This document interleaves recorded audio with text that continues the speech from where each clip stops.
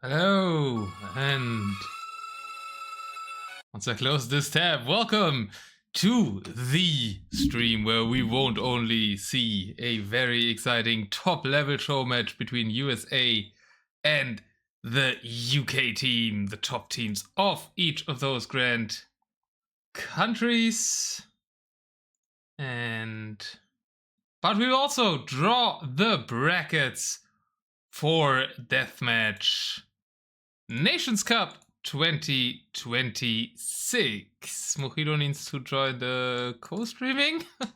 And then we're ready.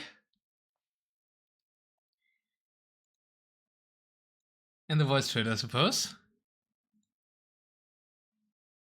So let me turn the battle music intensifies music back on in the meantime. It intensified into the classic C-Mod start song, but I felt it's appropriate since we're in a team game deathmatch context. We'll watch a great show match. Let me know your expectations. Will the UK do it, or will the US boys, with Quindy True leading them, do it? Speaking of US boys, there's one of them. He's not playing though. Welcome, Mojito. Test, test, test. Can you hear me now? I can hear you now, yes.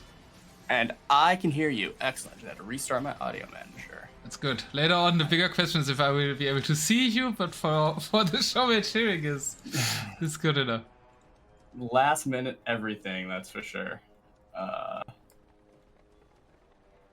me just make sure I have everything I need. Are you already live? I'm already live. Yeah. People can listen to us. Oh, excellent. Also, okay, well. I'm waiting for you in the co-streaming thing. If you join the co-stream, then we can link chats. Yeah, let's... Where does it say that? I don't see a pop-up or anything. I knocked, so... Maybe you closed the pop-up? Maybe. I can knock again, let me try knocking on you. I'll knock on you. Let's try that. Then you need to enable the shared chat as well. I should be able. Yeah. Let's see. Well, you haven't knocked it. Do knock. There we go. Ah, you knocked. What do I do now? Oh, I go to my OBS and I have to accept. Ah. Oh, is it an OBS that it happens? Oh, I can start comment chat. Let's go. Should be active. Teams should be united. Do not. I sent you the draft link. I'm at the start of it.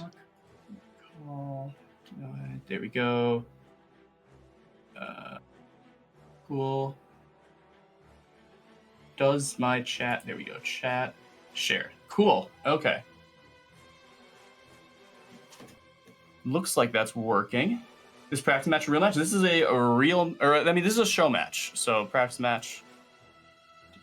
Oh, super secret details. Leaking my DMs already. Uh-oh. How are the voice levels, guys? Are we same loud? Oh, Ritter might even be louder than me. You might be the first ever co-caster who's louder than me. No, I can do it. I can turn. Yeah.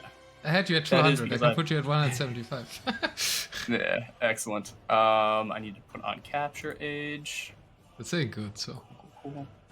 Yeah. Okay, so that's that. I'm also let me know if you pick up any of the audio. I still have to do the cutting for the shenanigans later, because I ran out of time for all that. So I'm gonna probably do that a little bit. But we have the draft going on right now. If you want to just jump right into it. Looks like I am ready at the. Well, I'm ready at the map draft. I went to the start because I thought you wanted to comment on it. Let's just play. Yeah. 3, 2, 1, let's go. Right. It is Team USA with Captain Quendy True against Team GB. We don't know who's drafting for them. They're just called Team GB. And I got tricked, of course. I asked who's host in the draft, and what did they tell me? The wrong info. Classic. Canyon Lake. All right. I had to change it back even because I assumed it's this direction. Coast to mountain, alright. So we're not seeing a Runestones pick, that's good for a show match. Yes. Team Islands, we'll have to wait again. Yeah, Coast Mountain, is that kind of like a little bit like Fez, where it's kind of like the longer, different sections worth fighting over? Yeah. That's the one. We saw it in Japan versus Netherlands already. That's by now 2 or 3 weeks ago, I think. It was also on a Sunday. But this was supposed to be the pro show match. We've got in those teams a lot of high-level players. Do you want to tell us who they are? Oh, yeah. Let me pull that. Or do you want to finish this map draft first, or have you already finished all the way? No, I haven't. Oh, random to Vinland Saga. We can go over the players after we do the maps. But Vinland Saga was interesting. I did spectate a random practice match, and I didn't realize just how, like, rough trade is on that map. So that's going to be exciting to watch. You know, everyone is forced to be very far forward. And there's the runestones. Unfortunate. I am certified runestones hater. But what might also be unfortunate is I think that your stream can't hear me. Can it not? Oh, yes, you're right. It totally can't. At least Kilimon is implying that. Hello there, Kilimon. I have to add. Is there an Otter now? I have to add audio output capture. Add existing Discord. There we go. All right, say something now. Something now? There we go. Turn you up a little bit. There we go. Okay. And not the most showmatchy map draft here. No Golden Stream, no Kawasan. I guess we saw Kawasan, but Golden Lakes is kind of new in this tournament, and Team Islands as well. The Team USA going boring. Yeah, if I had had a little bit more forewarning about this, I probably would have tried to use some admin powers and put a little bit of weight on them, try to get them to play some more creative maps, and do specifically the civ pools that weren't played in the first show match. So we'll see what they end up picking. But if we want to talk about the teams, right now, just let's switch over so I don't dox myself. There we go. Right now, the two teams are USA has True, Improvise, Favorite, Leash, Leaf, and Mystical Soul versus Great Britain A, which is Polar, Daywalker, Twepy, 1-2 Age or Rage, and Major KD. And Mystical Soul is actually Praxis. So if you've been around for DM, you might recognize a lot of these names as being the top guys like 5 years ago. Or today, like Favorite and Hazy today, of course. And Praxis, though, is, I think, the top guy or one of the 2 top guys from 10 years ago. So we really have all the legends of DM gathering here in this show match. Should we look at what they prefer civ-wise? Is it it? Yes. I'm not finding it.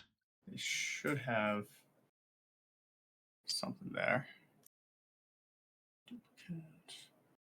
Now, how does Canyon Lake play while we're waiting for this? Because we watched Outcrop in TDM, and Runestones is Runestones. And Coast Mountain, like I said, seems like it's kind of going to be a little bit of a Fez adjacent, where it's, you know, you have different segments to fight over.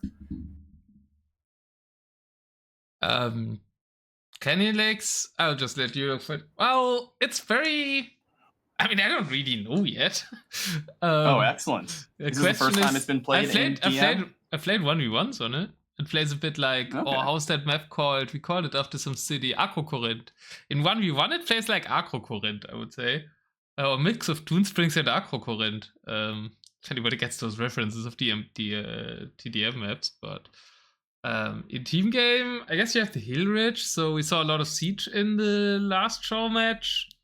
And then one team played for the water. I think the other team didn't in the Netherlands, Japan. Okay. Yeah, it is interesting. Did you find the civs? Civs? No, I haven't. I just don't have my chat up now that I have it. I realize.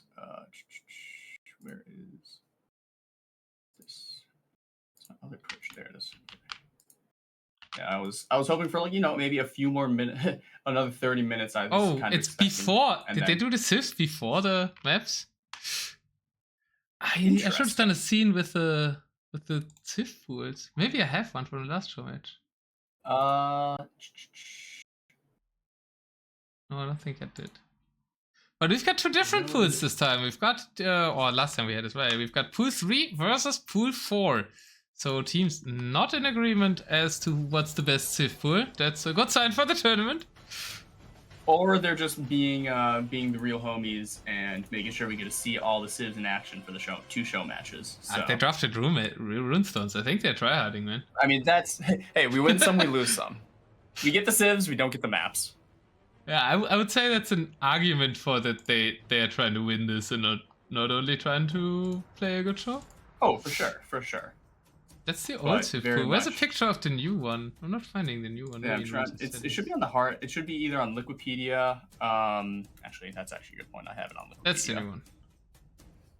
Yeah, I'm pretty sure because I went and dated it. I'm pretty sure. Wikipedia, DM Nations Cup. No, not DMN. DM Nations Cup. Civs. Because, yeah, there's no double Teutons. Teutons doubled was before. So you said pools 3 and 4? Pools 3 and 4 indeed. So the Saracen-led one and the Spanish-led one. I'm trying to fit the Civ pools on my stream. Right. It's too small, no? So Saracens, Berbers, Magyars, Cumans, double Georgians, Incas, Ethiopians, Franks, Britons, Khmer, and the Maya, my favorite. I got the Maya hat on. We love to see that. Who? Which side picked pool 3? Please tell me it was USA.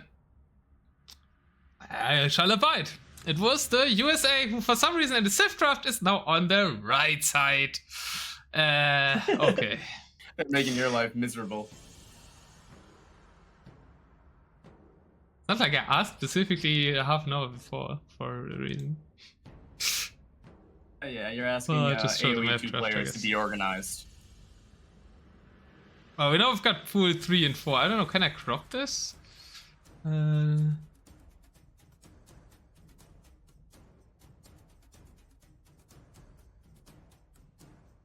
Yeah, so, and then pool 4, Spanish, Mongols, Bengalis, Bohemians, Sicilians, double Malians, Chinese, Burmese, Wei, Romans, doubled, Shu, Malay, and Mapuche. So, Mapuche are those, they're not the Bolus Riders, that's mYsTikaL. They are the Bolus Riders. Mapuche is? Okay. mYsTikaL are the Blackwood Archers? mYsTikaL. I'm still... No, Twepy is the Blackwood Archers, mYsTikaL is the Temple Guard. I am all wrong. Temple Guards, okay, they're the mYsTikaL are the one I have not played with yet, so that is on my list of learn what that Civ does. Alright guys in chat, what do you think? Will the USA take it or UK? Show your affiliations. Show your favorites. Show your predictions. It's a best of 5 show match, I think. Best of 5? Yeah, I should probably set that up. mYsTikaL says easy sweep for USA, while Specdashboard is not cooperating, which is of course extra effort. USA. Why Roger Basso? No, not Roger Basso.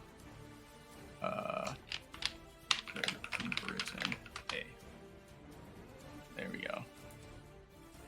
Nations Cup 26. Please stop. Can't support the US even though it's Quendi. Yeah, no, that's fair. We are talking about the players. Okay, we're getting pings. This is Showmatch. Can you send codes? Specdash is acting up. Beautiful. That's what we love to hear. Specdash. Browser. Everybody's saying USA. No, Doof is saying UK, but Doof is from the UK itself, so that checks out. I mean, I actually think. So, okay, then tell talking your about the thoughts players, first. like I was gonna say, like USA. I feel like because looking at the list, right? Like favorite was in TDM, but I think the rest of them was Improvise in TDM. No, but in CMOD. But it didn't. His team didn't do all too great in CMOD. Okay, yeah, because like it feels like Favorite's the only one who has been actively playing from the limited that I know, and so it's like we might have some very heavy hitters in USA, like True, for example. I saw a random article that True was at one point a top 50 AOE like all-time players at one point in like the 2010s, which was cool. But Great Britain, like Major KD at the very least, I remember I've seen being plenty active. I think Daywalker and Polar were pretty active for. I don't know.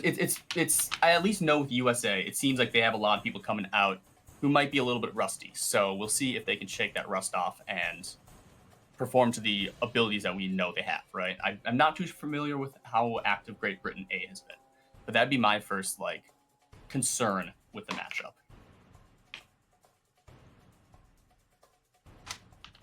They have started, by the way. They just didn't tell us. Oh, they have? Oh, excellent. Is there ongoing Actually, a while ago. match? Oh, beautiful. We will pause at the start.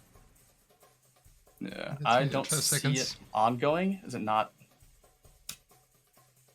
DMC. Oh, there it is. Okay, I missed it. I'm just blind. Okay, should be loading it. Yes. Ooh, and we already have Praxis playing in the first one. Well, I guess mYsTikaL Soul as he's called now. Capture age. Casting team game chat. There we go.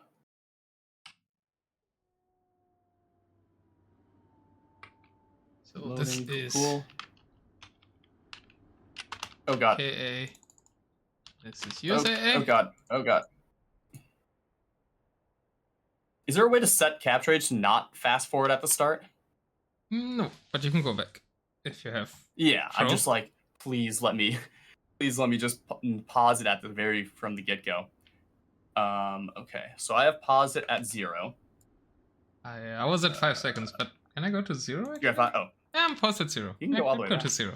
Yeah. Depends on when you okay, start. True. All right. I think. Oh, let me just fix my casting because. Let me know when you're ready. When you've got the scoreboard and everything set up. Should be all set up here. I thought my logo's on the right spot. And yeah, we've got Favorite Leash and Praxis playing against Twepy, KD, and Polar for the first one. Both teams do have options, so probably we'll see more than only those 6 players today. It's very exciting. We first see Praxis. I guess we saw Praxis in one show match, but we haven't seen Leash playing competitively since DM World Cup 3, I believe. So that's been a while. That's 5 years, yeah. I am ready to go if you are. You can count us down. 3, 2, 1. Welcome to the big Deathmatch Nations Cup show match in front of the bracket draft. We've got the United Kingdom led by Polar in the blue. To the left of him is Major KD on the flank as the Mongols. No, in the pocket as the Mongols. And Twepy as the teal Romans. And Mojito as a US American yourself. Do you want to introduce the American team? Oh, absolutely. We got the fresh-faced mYsTikaL Soul, or Praxis, as we've known, playing the Chimera on the side against Twepy. We have Leash playing the Magyars in the pocket, and in the red is Favorite playing the Georgians, matching up against Polar. Looks like not any immediate 2v1s that are too obvious, but I assume that it's probably going to be Soul getting pressured, or Polar looks like they're the one getting pressured. I don't know. Where would you send? Where would you focus if you were either USA or Great Britain? I would probably focus on the Khmer to start. Very slow flank on that side. While chat is trying to spoil me about other tournaments I'm covering, which is lovely. And throwing me off, but Khmer as a side has been a very risky pick in C-mod, so probably some rush coming there, and yeah, Major KD is thinking the same. Step Lancers is going to that side. And the interesting thing is that it doesn't look like Leash is going to be going to support the 2v1, and so kind of leaving Soul to just kind of struggle against there as they as Favorite and Leash 2v1 against Polar, the Burmese on the bottom right, in the blue. So looks like I don't think that really raid did too much. Hold on, there's a... Interesting that both teams thought that elephant flanks would be the go-to here. Not a strategy I had on my mind very much, as I guess elephants and Mongols is a nice combo, so eventually Mongols Burmese want to play together here in the south. Favorite trying to do something with the rush, and let's take a look at the Eco KD. Polar already lost 6 villagers, but mYsTikaL Soul also lost 8. 8 eco kills for KD. That is pretty impressive. But I don't think anyone's taken any too massive damage, so I think they're just going to transition kind of into the mid-game, the early mid-game, where they can start massing up their armies and start pressuring the home bases. No one really has to abandon their base from the very get-go because they lost too many villagers, even though they did lose quite a few.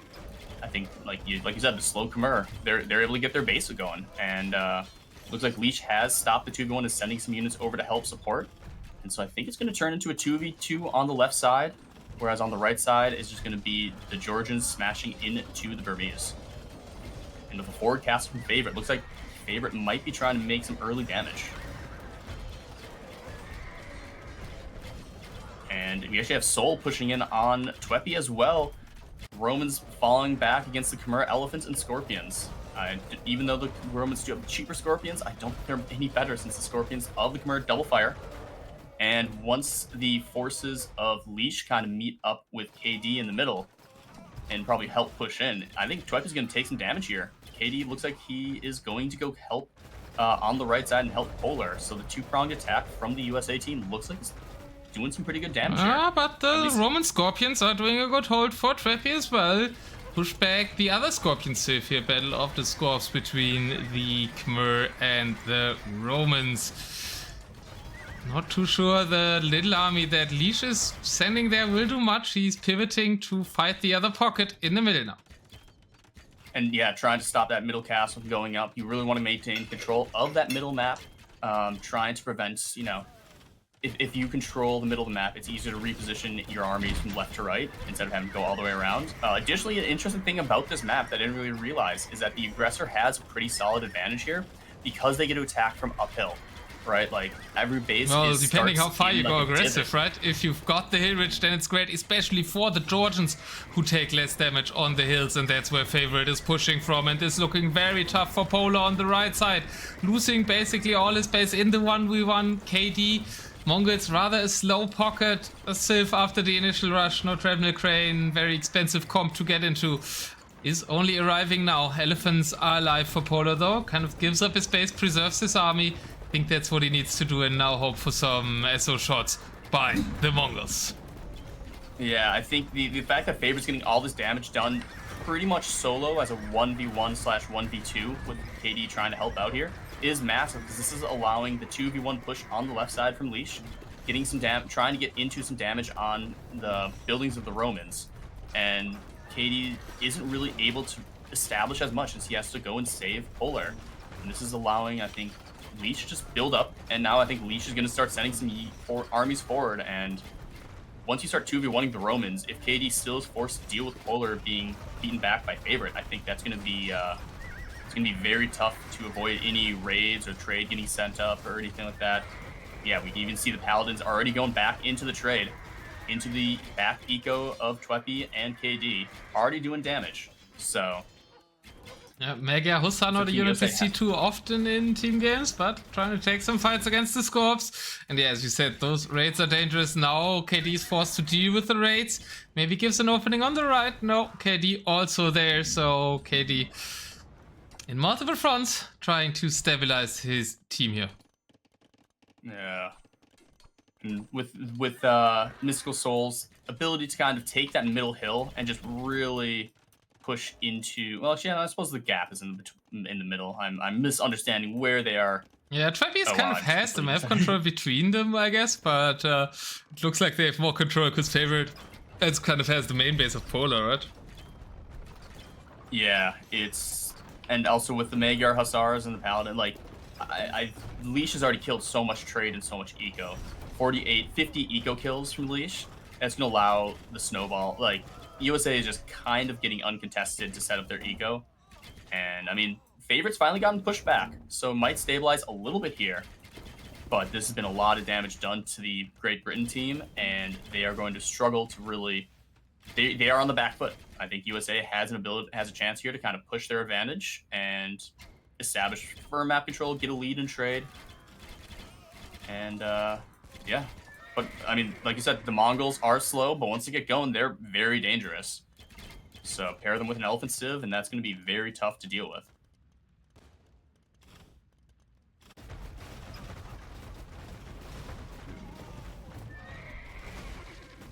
Otherwise, more pressure. Yeah, I mean, the attack on the right side, that's a lot of Trebs coming in.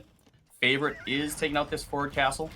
Polar trying to reclaim some territory, but is losing all the territory, and this is going to allow Favorite to kind of push forward, maybe expand some bases and establish the forward siege workshop, some forward castles. the other hand, we got... Yeah, it's a little bit of a lull at the moment as both sides kind of transition into the trade game and worry about establishing their forward positions, make sure their armies are fully popped up. Otherwise, neither side... I mean, actually, we got Leash doing even more raids, sending the Cav Archers into the back of the base. Mega Cav Archers, very strong with the extra range, going to go straight to the trade. And that's a lot of Cav Archers, so that if they do get wiped out, that's going to be a big loss. But if you can snipe a lot of trade, Kind of a terrible map trend for Twepy here. Like, look at the terrain. He can nowhere castle the trade at all here. Oh, yeah, that's a long strip where it's super hard to protect the trade, and Leash is using that right now.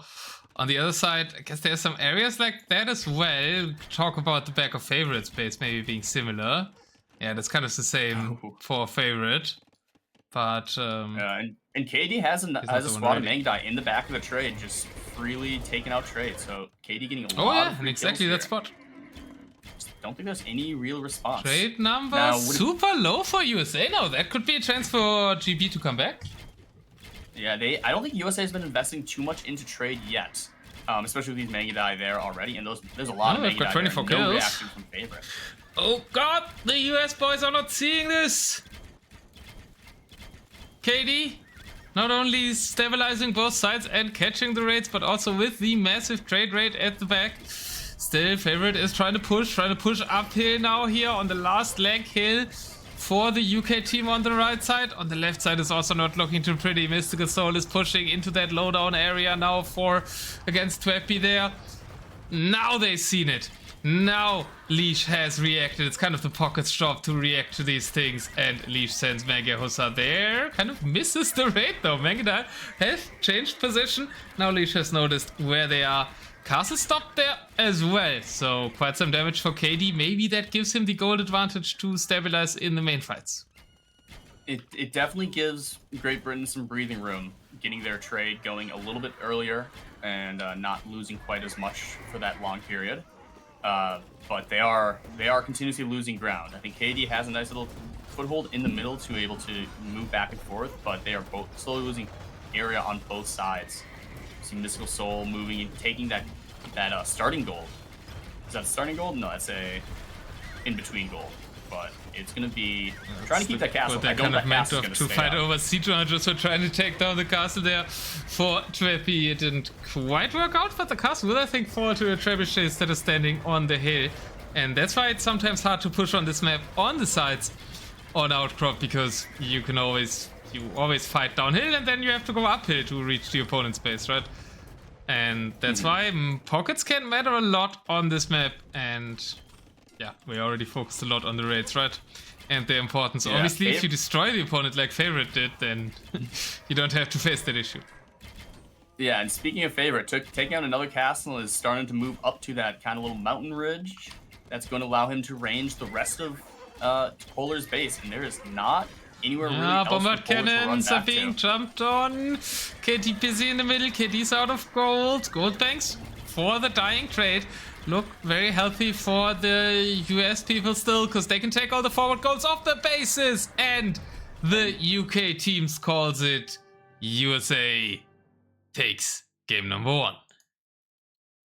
Yeah, I think that just was a kind of a dominating performance with the early opening, just getting those early fights, winning the early engagements and gaining that map control on the sides, and just Team UK was never able to recover from that. And I think the Mongols getting a little too slow to get going meant that the early damage mattered, and even with some good raids on both sides, or even some good raids from UK, I don't think it was enough to bring US back to the or bring the UK back into a position where they could continue to fight. Yeah, KD did his best, but I feel like he had too many jobs to do, right? Fixing the raid, stabilizing both sides. And yeah, Favorite showing why maybe double Georgians was a bit too much. I don't know. I'm worried for the second time, because he can play Georgians again with his input. Yeah, the Georgians are, I don't know, like coming back to age. When I was looking at the Georgian stats and stuff, I was like, they don't seem too great at DM. Like, they seem fine. Like, they can't do towers, so they don't have the Svan towers. And like, they don't have paladins or anything. So how good can they be? And then they just keep winning. They just keep destroying everything. So it's always impressive with the Georgians. I feel like they are not underrated to people who know what's happening, but underrated to people who might not know. Yeah, especially now with the buffed Asnauri Cavalry, very strong civ, but also very well played by Favorite. And which side is US on? I changed it so many times. They're on the left side, and they have the 1-0 lead here, winning the Outcrop game. Favorite was red, and he was kind of winning, so I'm going to give them the red star. Excellent. I have too many windows open. Here we are. Killer's not a fan of Pool 4, the one that the GV team picked. Pool 3 is also the one with Persians, right? So that... no, it's not the one with Persians. Okay, so no Persians on Coaster Mountain. Alright, wait. Are they going to Coaster Mountain? There we go. So, what civs? Just loading in. Could you see there? I can see. I haven't looked yet. Yeah, don't look. I mean, the civs. I'm just loading it in right now. So 1 second. And then guess before you load in. There's 1 more minute of spec delay. You're trying to cheat. I'm not trying to cheat. I have it on spoilers. I'm not looking. I just in one eye, out the other. So Costa Mountain, that has the. Okay, so let me go to this intermission. So, all right, where are we? Costa Mountain, that's that one. I mean, you can take your guess first. I'm looking at the lists. I would say I would heavily guess Bengalis and Saracens might make appearance. Okay. Yeah, I wonder if with USA being up, if they maybe not throw away, but like use one of their weaker civs, like the Maya, Vikings, Catans, or Twepy, and try to get them out of the way with being up in the score. But since I don't think there's too much water. I mean, there is some water on this map, right? Water can play a role maybe because it might deny trade, but it's not the biggest element. Yeah, so probably. And I guess you were right. Water maps. Yeah. I'm at 5 seconds. I was at least half right because you do see the Bengalis for the UK team, but it is indeed lowdown civs for Team USA. Twepy, Vikings, and Khitans. If you want to start at 0, that always works for me since we both have the timer thing. I can do that. Yeah. All right, give us a countdown. 3, 2, 1. Welcome to game number 2. It is the UK trying to strike back with Polar on the top, on the kind of wood flank here, aiming for that hill control of wood and resources there. He's playing as the Malians. Fighting for the lowlands is Major KD as the Bengalis, and on the water pocket, who might actually play water because they have Spanish Cannon Galleons on their team with Daywalker playing. Your time and to introduce the UK.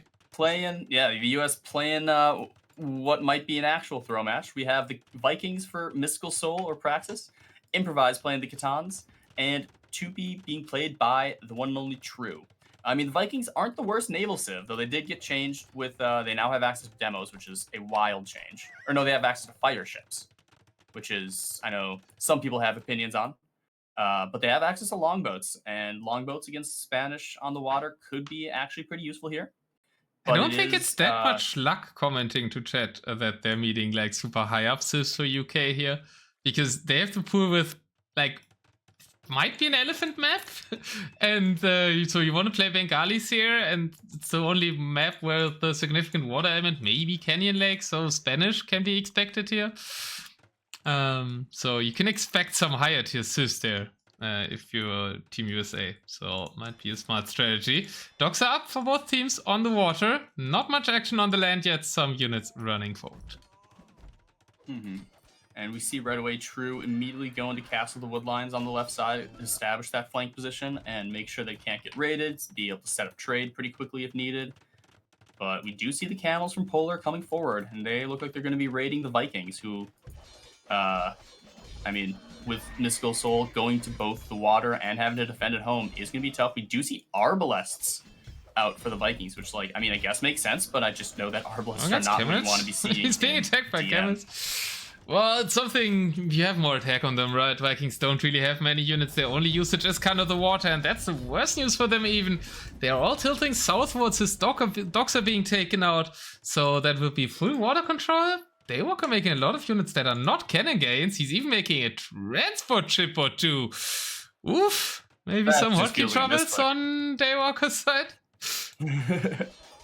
I mean, yeah, they're denying the water pretty well, taking out the docks, and I mean, there are some longboats, or the galleons out, so it doesn't look like Mystical Soul even went for long ships. But it's going to be tough to contest water, and so, I mean, yeah, Daywalker's just going to have full control of water, and that's a lot of gold around the map, or around that area that they're not going to be able to access if the water is in control.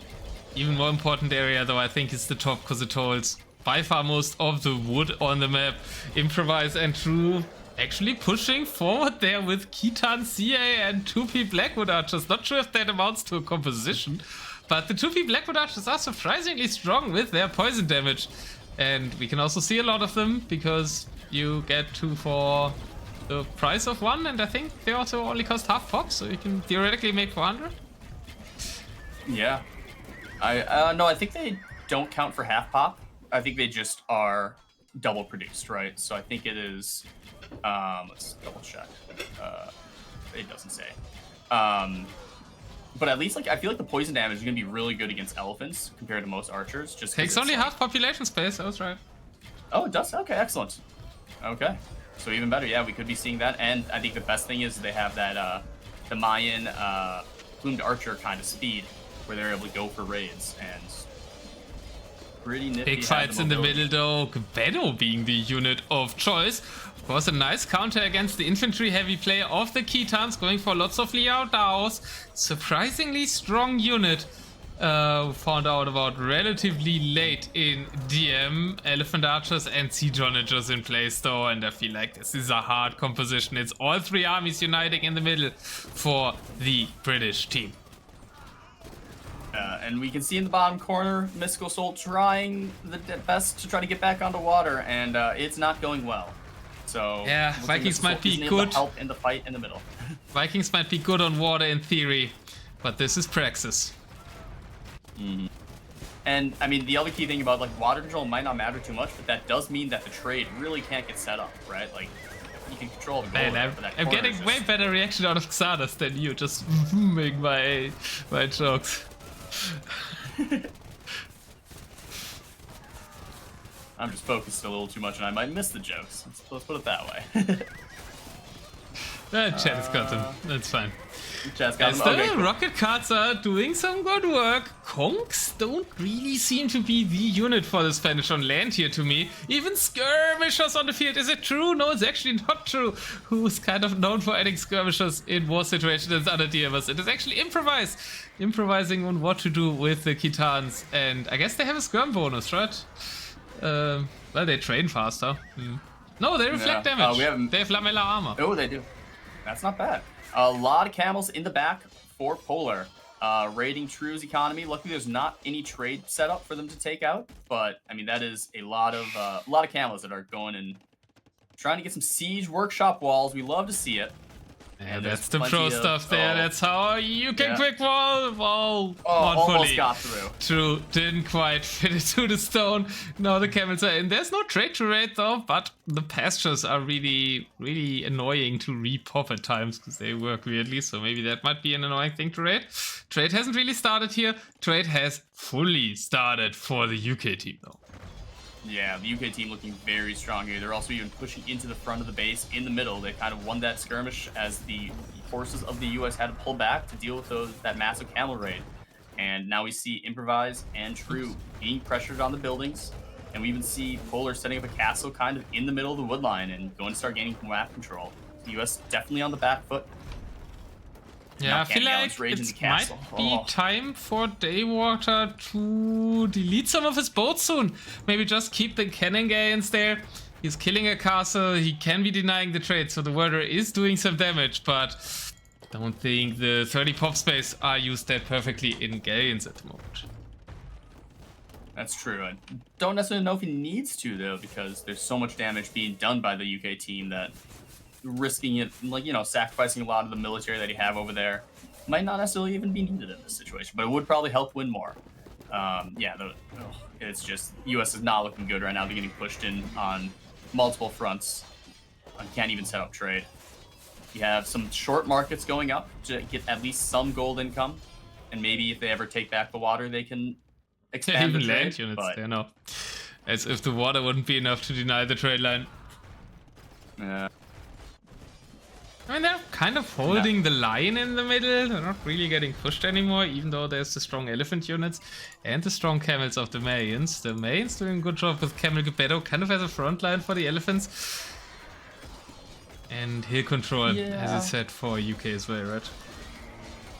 I mean, in the wood area, they are pushing up to True's base pretty heavily, and True keeps having to send units back to try to deal some raids here and there, and it looks like it's minutes away, or like moments away from kind of collapsing. A couple castles go down, these Trebs now arranging them. It's front of True's base is going to be broken wide open, and we'll see if he can even continue to make units.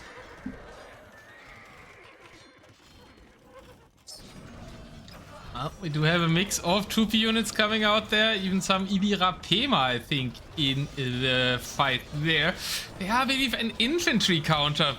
So I guess they would counter the battle if they could reach them. One is reaching them. They have like a frontal splash damage, especially against infantry.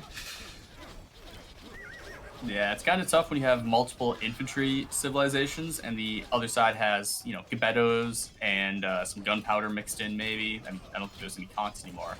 But it's hard to get that infantry into the fight if they're just getting picked away by the archers and the elephant archers and the Gebetto before they can even do damage. So there's actually a big army by Praxis, mYsTikaL Soul, with the Vikings trying to progress here, but there's so much open territory in the middle of the map. Not really the greatest situation for an infantry siege army. Yeah, and Daywalker did do what you suggested and deleted a lot of naval units. Only 5 cannon galleons remain, and that is more than enough. We do see some docks being queued up. I don't know if that means that I think they're old. mYsTikaL Soul just kind of forgot about it, or those are plans. Yeah, I think they're from the start of the game. Yeah. Now the Viking army is trying to take on the Bengali army in the middle. And that should be kind of fine for them. At least they do have the chieftain's bonus damage on their pikemen and on their elite berserks with some more damage of the Avalists behind. No thumbring though, so they did it more seldomly. Unfortunately though, the angle of attack meant that the elephants got to take out half the siege from the get-go. So even though the chieftains does clean it up pretty decently. Vikings underrated, cleaning up Bengalis. Yeah. Well, that was expensive loss. And now even the Liao Dao army marches forward for Improvise. Is Team US coming back in the middle here? Well, they're not coming back at the top, I guess. Yeah, they have to push back the Spanish paladins and conquistadors on the top side, supported by the Malians, Gebetto, camels, and some Trebs, and continues to lose buildings. But I mean, if the US can stabilize, there is a venue to maybe get some trade up, and since Daywalker's taken his eye off the water a little bit, you could maybe try to sneak back on, but that requires really stabilizing the rest of the map. Spanish cannon gain's so good though. Now KD and Daywalker clear the middle again. Rodney makes a good point. More siege would allow Polar and his team to finish this game faster. Polar has now 4 traps in the middle, but now traps are in the queue now for KD. 7 in the queue, 3 on the field.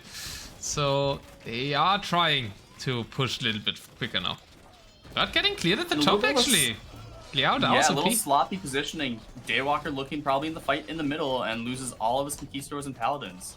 So nice little cleanup from the Twepy and with the support of Improvise. Yeah, so I think Improvise, the infantry units there. of the Khitans played a big role there. But now the Elephant Mass is big in the middle. Kong's supporting them.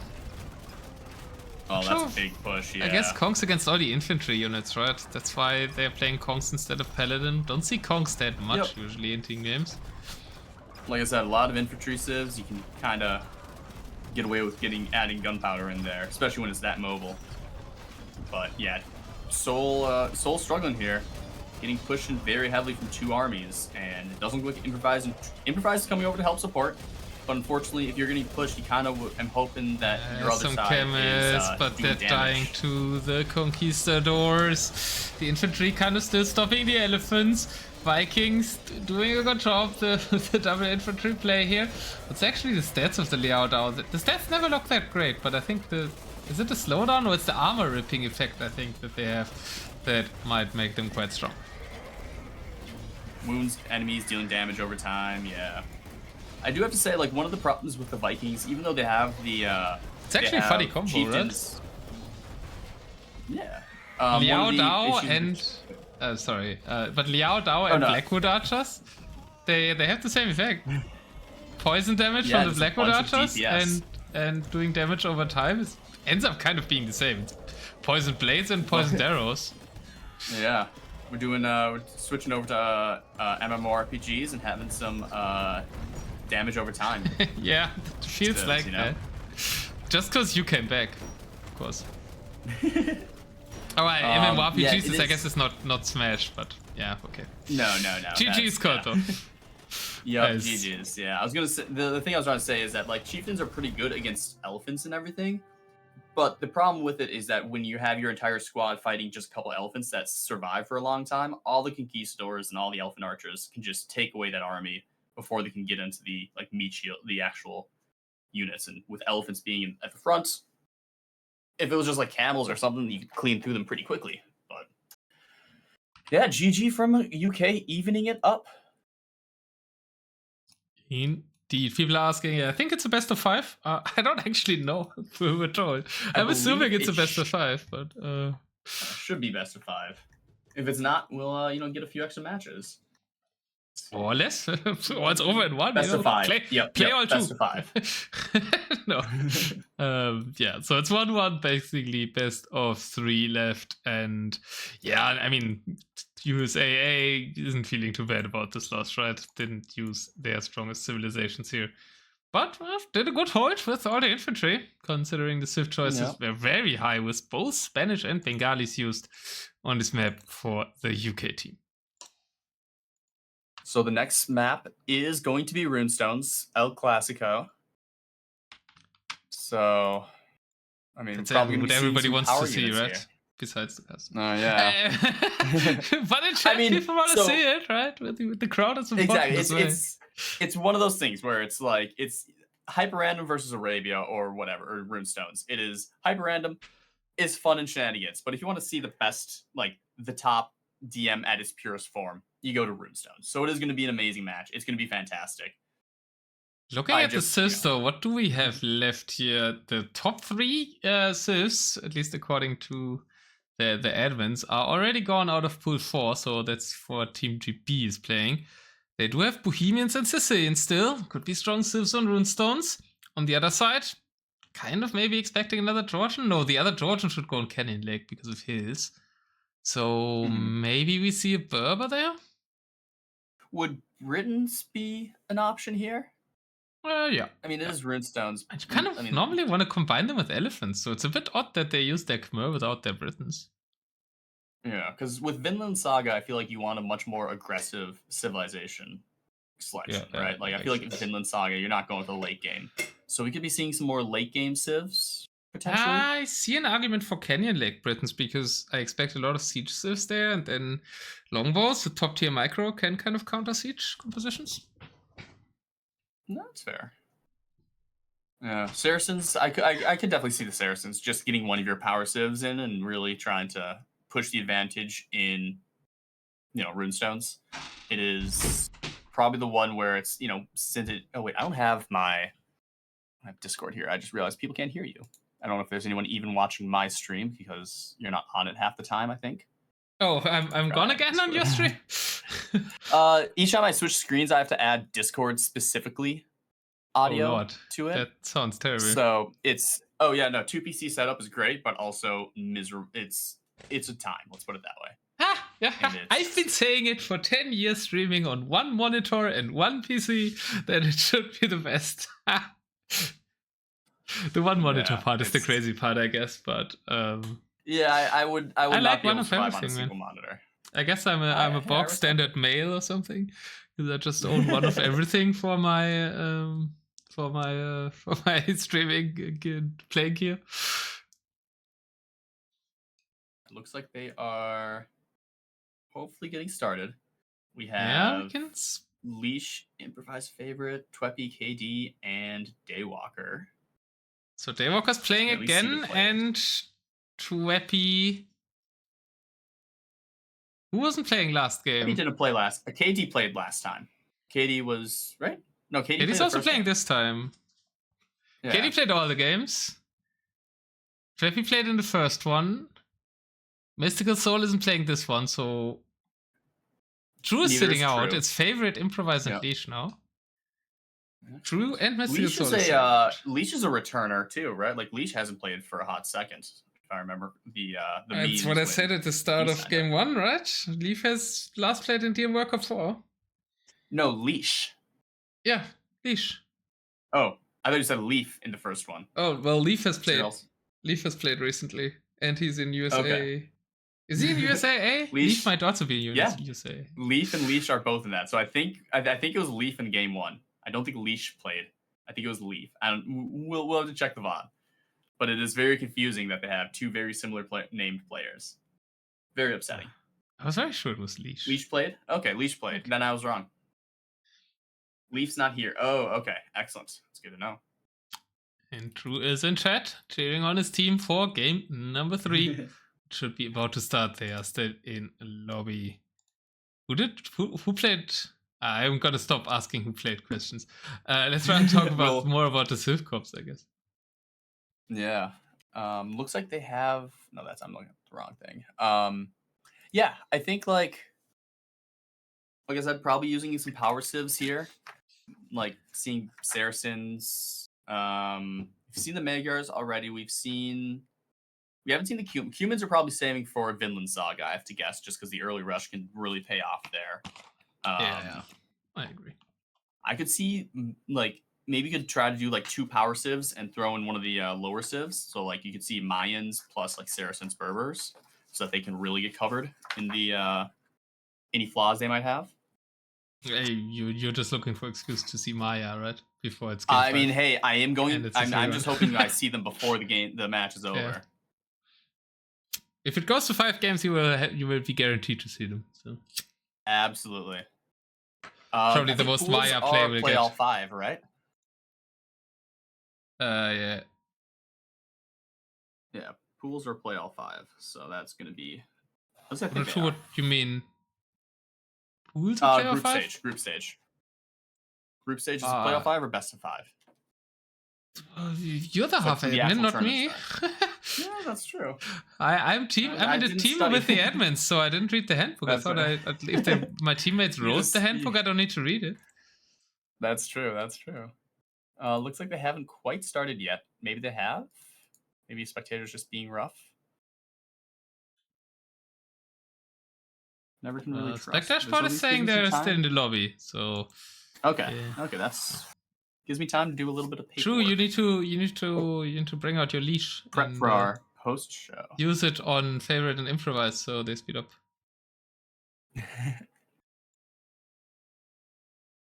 True playing the worst Civ and leaving again. At least True has a niche, right? Somebody's got to play the worst Civs.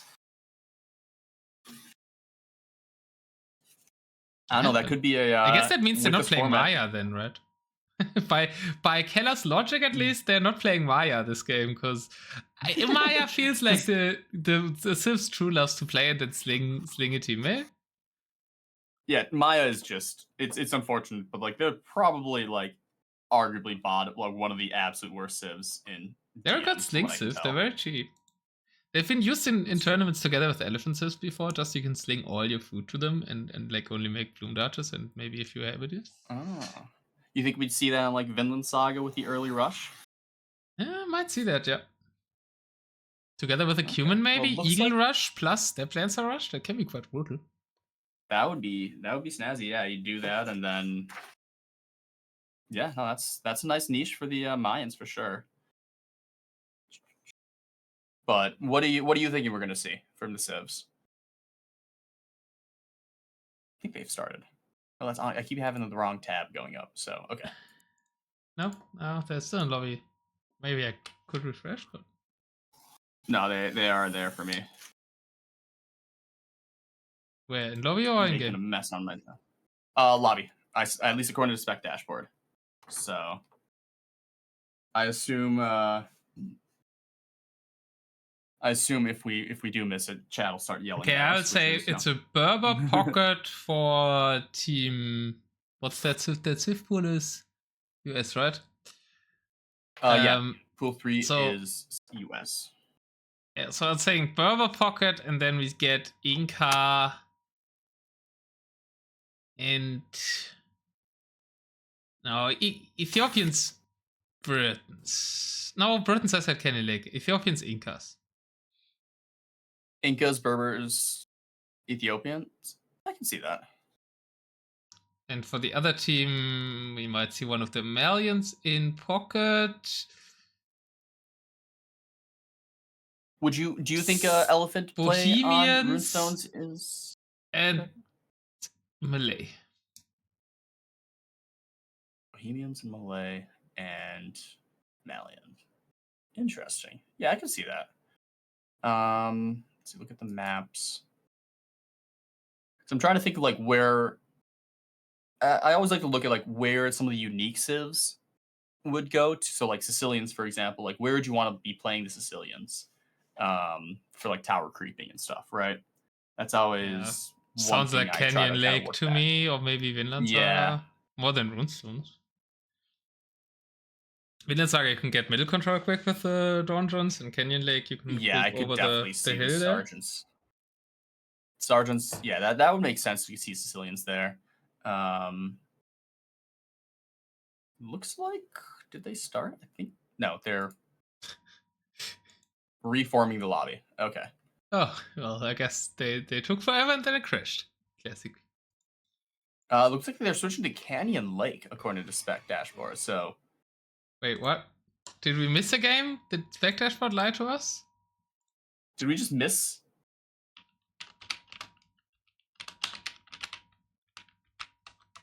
Rage says we didn't miss a game. Oh, it had not missed a game. But the map just changed, so. Maybe they're just disagreeing. Maybe the map crashed.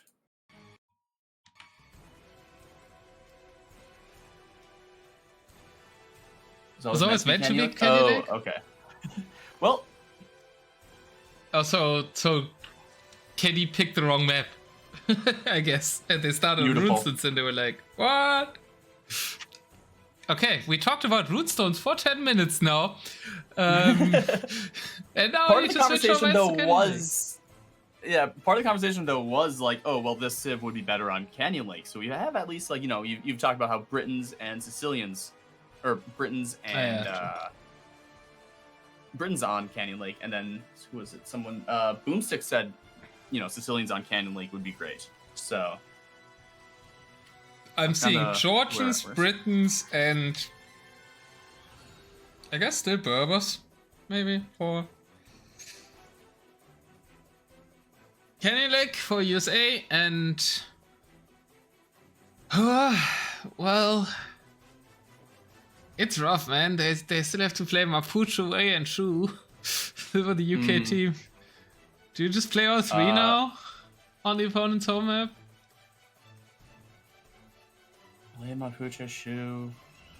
God, that's rough. I mean, But you have to use the I don't know enough Sicilians, about I those guess, civs. Yeah, like you could try to do. I don't know. I'm. What's your? I mean, you don't have to detail all your secrets, but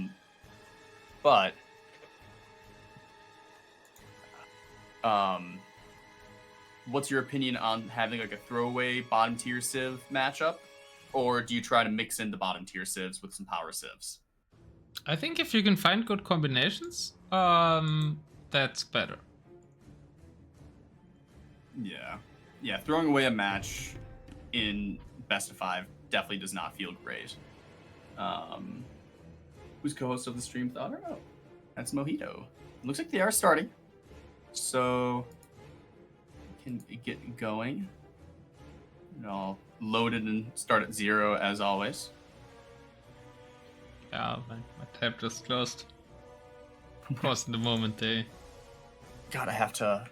I actually keep thinking start. that I have to download the custom files each time. Make sure my voice is hearable. Yep, I can hear seats. yours. You're okay. Yeah, I'm hearing you. Yeah, we are streaming. And give Mojito a follow, guys. He will cast more of the tournament. Yeah, I'll be definitely a little bit better prepared for future casts. And we do see civilizations. Are you still cutting paper for the bracket draw, by the way, or what's that sound in the back? Yes, yeah, that is for the after show. I told you there was gonna be some weird sounds. Just kind of ignore it. I can mute my mic if it gets worse, but I was like, we can see the civilizations for Canyon Lake though, and we don't have throwaway lineups. We even have the Chinese pocket here. So all in water play by the Britons. Very exciting strategy. But the Britons are getting played by the US team as predicted, as for the Georgians and the Berbers. I'm 100% on the US team Sivs actually. And Bohemians and Romans rounded out for no Sicilians either. So that's going to be a little failure to boomstick a little bit incorrect here. Unless they just don't want to reveal some strats. But pause that. Rewind. And I'm at 0. I'm ready when you are. Well, we would have been live, right? It's 15 minutes in. Let's just go live. Oh, sure. Welcome to Game 3. We've got favorite as the Britons facing Daywalker's Bohemians in the south. And in the north, we already have some action. Georgian castle opening against Romans for Twepy. Do you want to introduce the pockets? My game just ended immediately, so I think I got the crashed one somehow. So you introduce. Go. Okay. I'll catch up. Then we've got Leash on the pocket. Berbers going straight into Elephant Archers. And we do have the water play for Major KD with the Chinese. Only one villager straight onto the dock. Might be enough as pocket Fire Lancers and early TCs. Very interesting plays here. Early market as well by KD. In the south, Bohemians should be quite good against the Britons. I feel like at holding them back. And in the north, the heavy siege matchup here, Georgians versus the Romans. And I do like the Georgians a little bit more there. Yeah, my game crashed again, so just you're solo casting until I fix this. Berber Ele Archers OP? I guess I said Ele Archers instead of Camel Archers. You start with a Galleon, but then it's straight Luchuans as UK team has made out no opposition on the lake. As people in chat are skeptical if the lake would matter. The Monaspa trying to find some damage. I'm watching Relics. I want to watch Eco KD. Twepy already lost 2 to the very early Castle Monaspa plus CA rush here by Improvise at the top. Now again, his workshop up. Action in the south. Champion versus champion there. Bets are up, so place your bettings. On game number 3, as water's actually being contested by the other party as well. Berber's very strong DM water sieve on the left side for Leash too, but the Luchuans are already firing on them. Middle control can of course matter for wood and some resource control around that. Also, just like having the middle of the map can matter a lot, so the pocket can use the mobility, while the other pocket can do less so. All right, I finally got it to work. I'm catching up now. Are you at live time? I am at lifetime. All right. Sorry about that. Wagons out in the south in order to challenge the longbows. Sorry to hear we have some troubles on the Mojito end of things, but you will have the star moments later anyways when we will all watch you live drafting the brackets. In the north, lots of castles denied. Leaf there with some camels. We do have a big battle here. Leaf. I'm always saying leaf instead of leash. I think you might be right. But we have leash. I need to get used to saying leash. I haven't said leash in 10 years. I've said leaf a lot, but I haven't said leash in 10 years. So I guess it's only natural that I default to the player that was active over the last years. And the Camel Archer's kind of undecisive where to go, but a strong push out of Improvise on their top side. The Romans struggling there, but it's at least looking good for the UK team with Daywalker in the south. Has a favorable position, kind of threatening the trade line, is staying on the hill though. So for now, markets are going up for the US team. Favorite and Leash setting that up, while Improvise is even trying to get the top corner. So 3 corner attempt by the US of A. You'll say something when you're back, right? Just yeah, keep try waffling. to join even just... Yeah, I'm gonna restart my game. Keep going, you're killing it. And the Centurion Scorpion composition is there trying to hold for Twepy in the north. Water control is fully gained with the Lutrons for KD. He's trying to make something happen to the middle. Chukunu, not the worst unit against Camel Archers, but not in these numbers. If you're not casting it, just cutting paper, maybe do mute yourself. It sounds super weird in my headphones, at least. My bad. I muted myself immediately after that. I was like, oh shit. Chukunu try to defend the raids. No trade set up.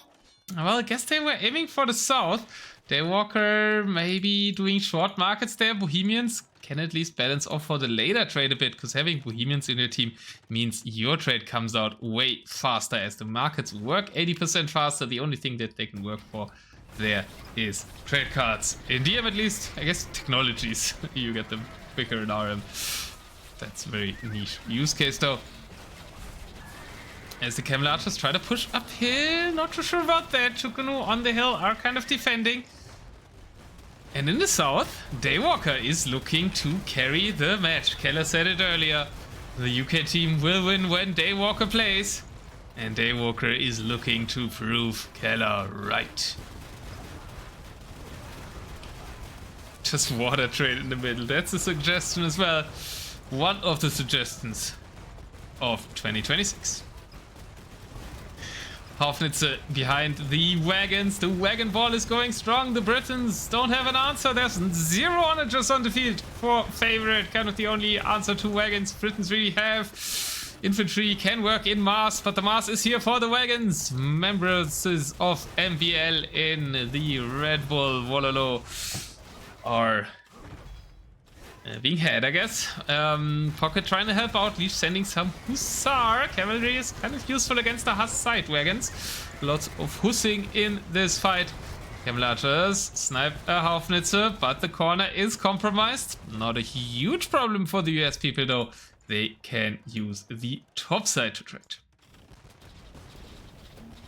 They're still pushing, but honestly kind of Twepy and a little bit of some rocket card support for KD are holding the line there. Big problem for the Britons is still their trade. Very short, not really set up, being raided by 1 camel on the gold. Map control wise, yeah, kind of coming back, but their gold supply won't last for too long. Need Cavalier from Berbers to fight these Haufnitzer. Yeah, 42 on gold, Leash maybe a bit low on the gold economy. Has a huge Camel Archer ball trying to find damage. They can't raid the trade because there is no trade. So I guess they are lacking that usage. Some idle trade cards for Daywalker, the best that they could find.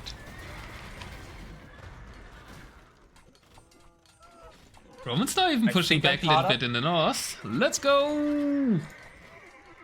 I think, like, what's your time at right now? 15:03, 4, 5, 6, 7. Ah, okay, so it hasn't fully caught up, but I'm getting there. Why is it not letting me fast forward? Alright, well, I guess I'm not caught up yet, so. As the Centurions charge forward, charge onto the siege onagers up top. And Daywalker's push is still going strong. They did establish the corner now.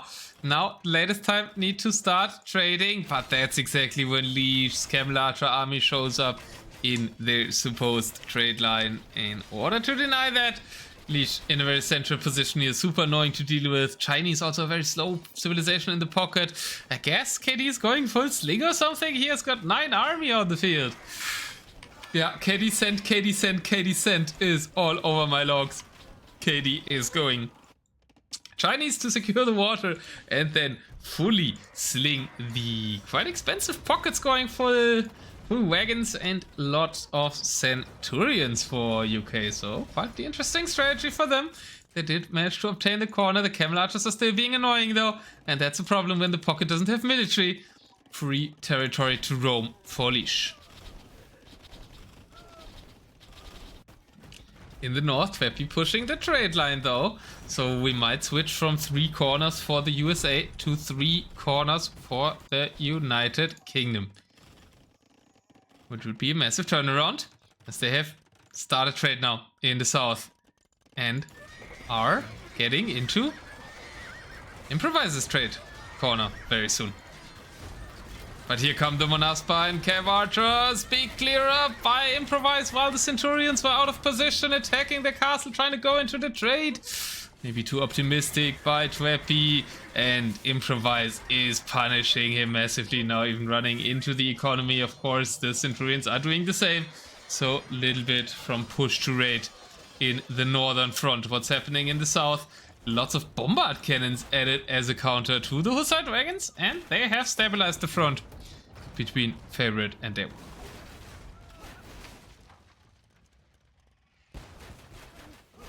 Lucky Comes is happy to see Mars wagons. Always a good time when there's no onagers, but I think the bombard cannons are working against it as well. So, yeah, more Hoffnitzer are coming out to fight those. Trade rate finally cleared here, and the push has stabilized, so I think it was a big, quite relevant mistake here actually of Twepy not to have his Centurions around his Scorpions. If he had that and would have pushed the corner, it was looking good for UKA, but then he kind of ran under the castles with the Centurions, being a bit too hasty there, and then he lost everything with that dive from Improvise, which was obviously a really nice move to dive the units from the hill here as the Georgians.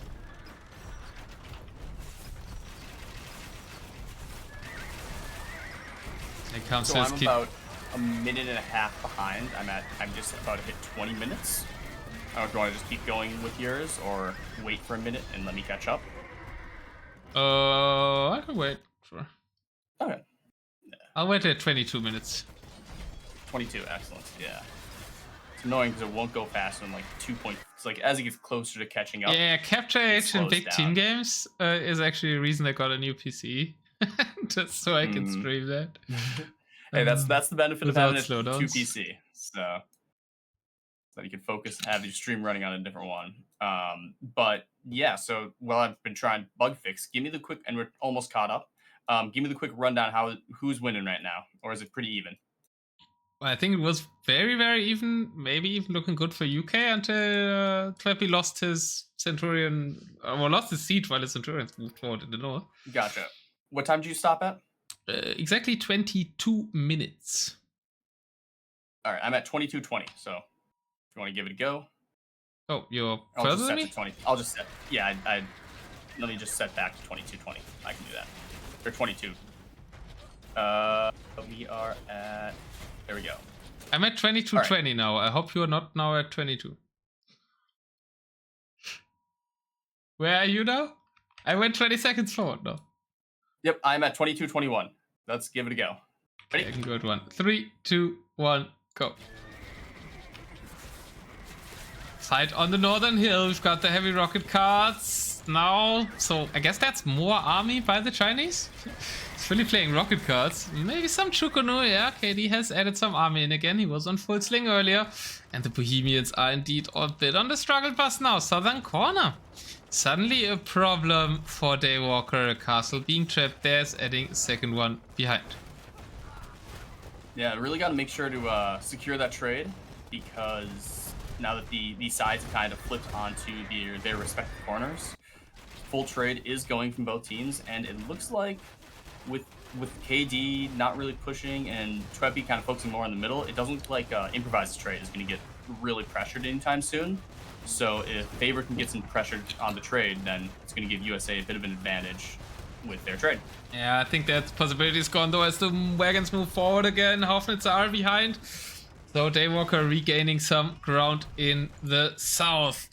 And Twepy is back to pushing, kills a castle of Improvise. Maybe can make another turnaround for the corner or just push the hill ridge onto the trade. Georgian castles on hills, very, very strong. Yeah. That's a lot of Manaspa, a lot of Cav archers, and several Trebs. So it's going to be hard for Twepy to kind of push into that. Though, you know, Twepy could try to push along the edge of the map. The area's kind of open and a few Trebs there. Could maybe snipe. Really interesting siege fight in the south we have. Werewolf Trebs versus Haufnitzer. So, two unique upgrades kind of for the mainline siege units. Yeah, a little bit of dodgeball micro needed without Trebs being able to dodgeball quite as well. No. But, oh, now we have Centurions coming in. Centurions on the top side trying to go for a little bit of raids.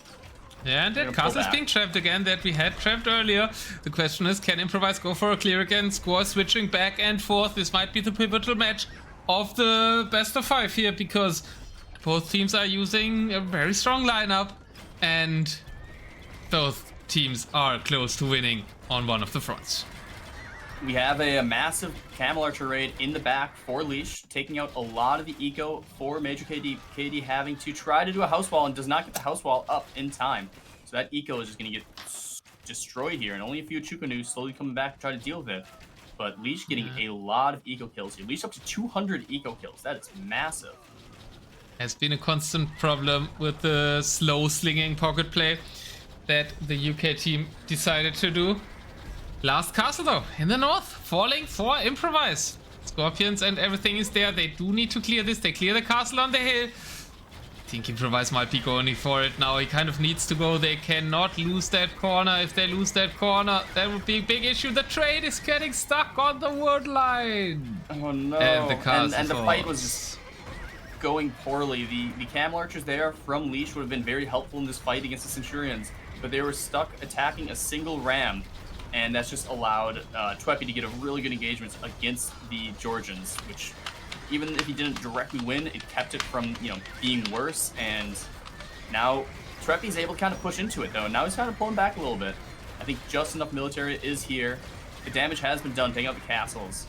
And it's going to be very hard to hold this position with Twepy building a few more forward castles. Yeah, Georgians on hills, once again showing. There's more reinforcements of the Camel Archers coming in to try to really clean this up.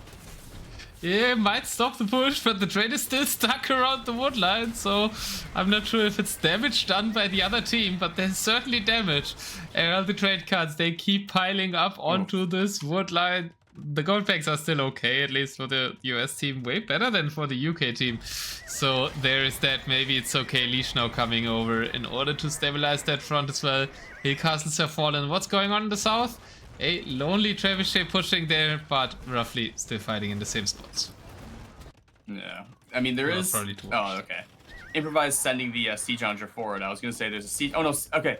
Improvise is taking the one siege onager next to us in the trade. Is going to go chop the wood. They've realized the problem. He's going to go chop the tree line. Oh, ow, there it comes. Ooh, now I found it. Yes. Yeah, well, the trade Very kind of, they fixed it without it, kind of. But yeah, he's chopping it. Now, you may kill some cards, potentially. One card is very dangerous.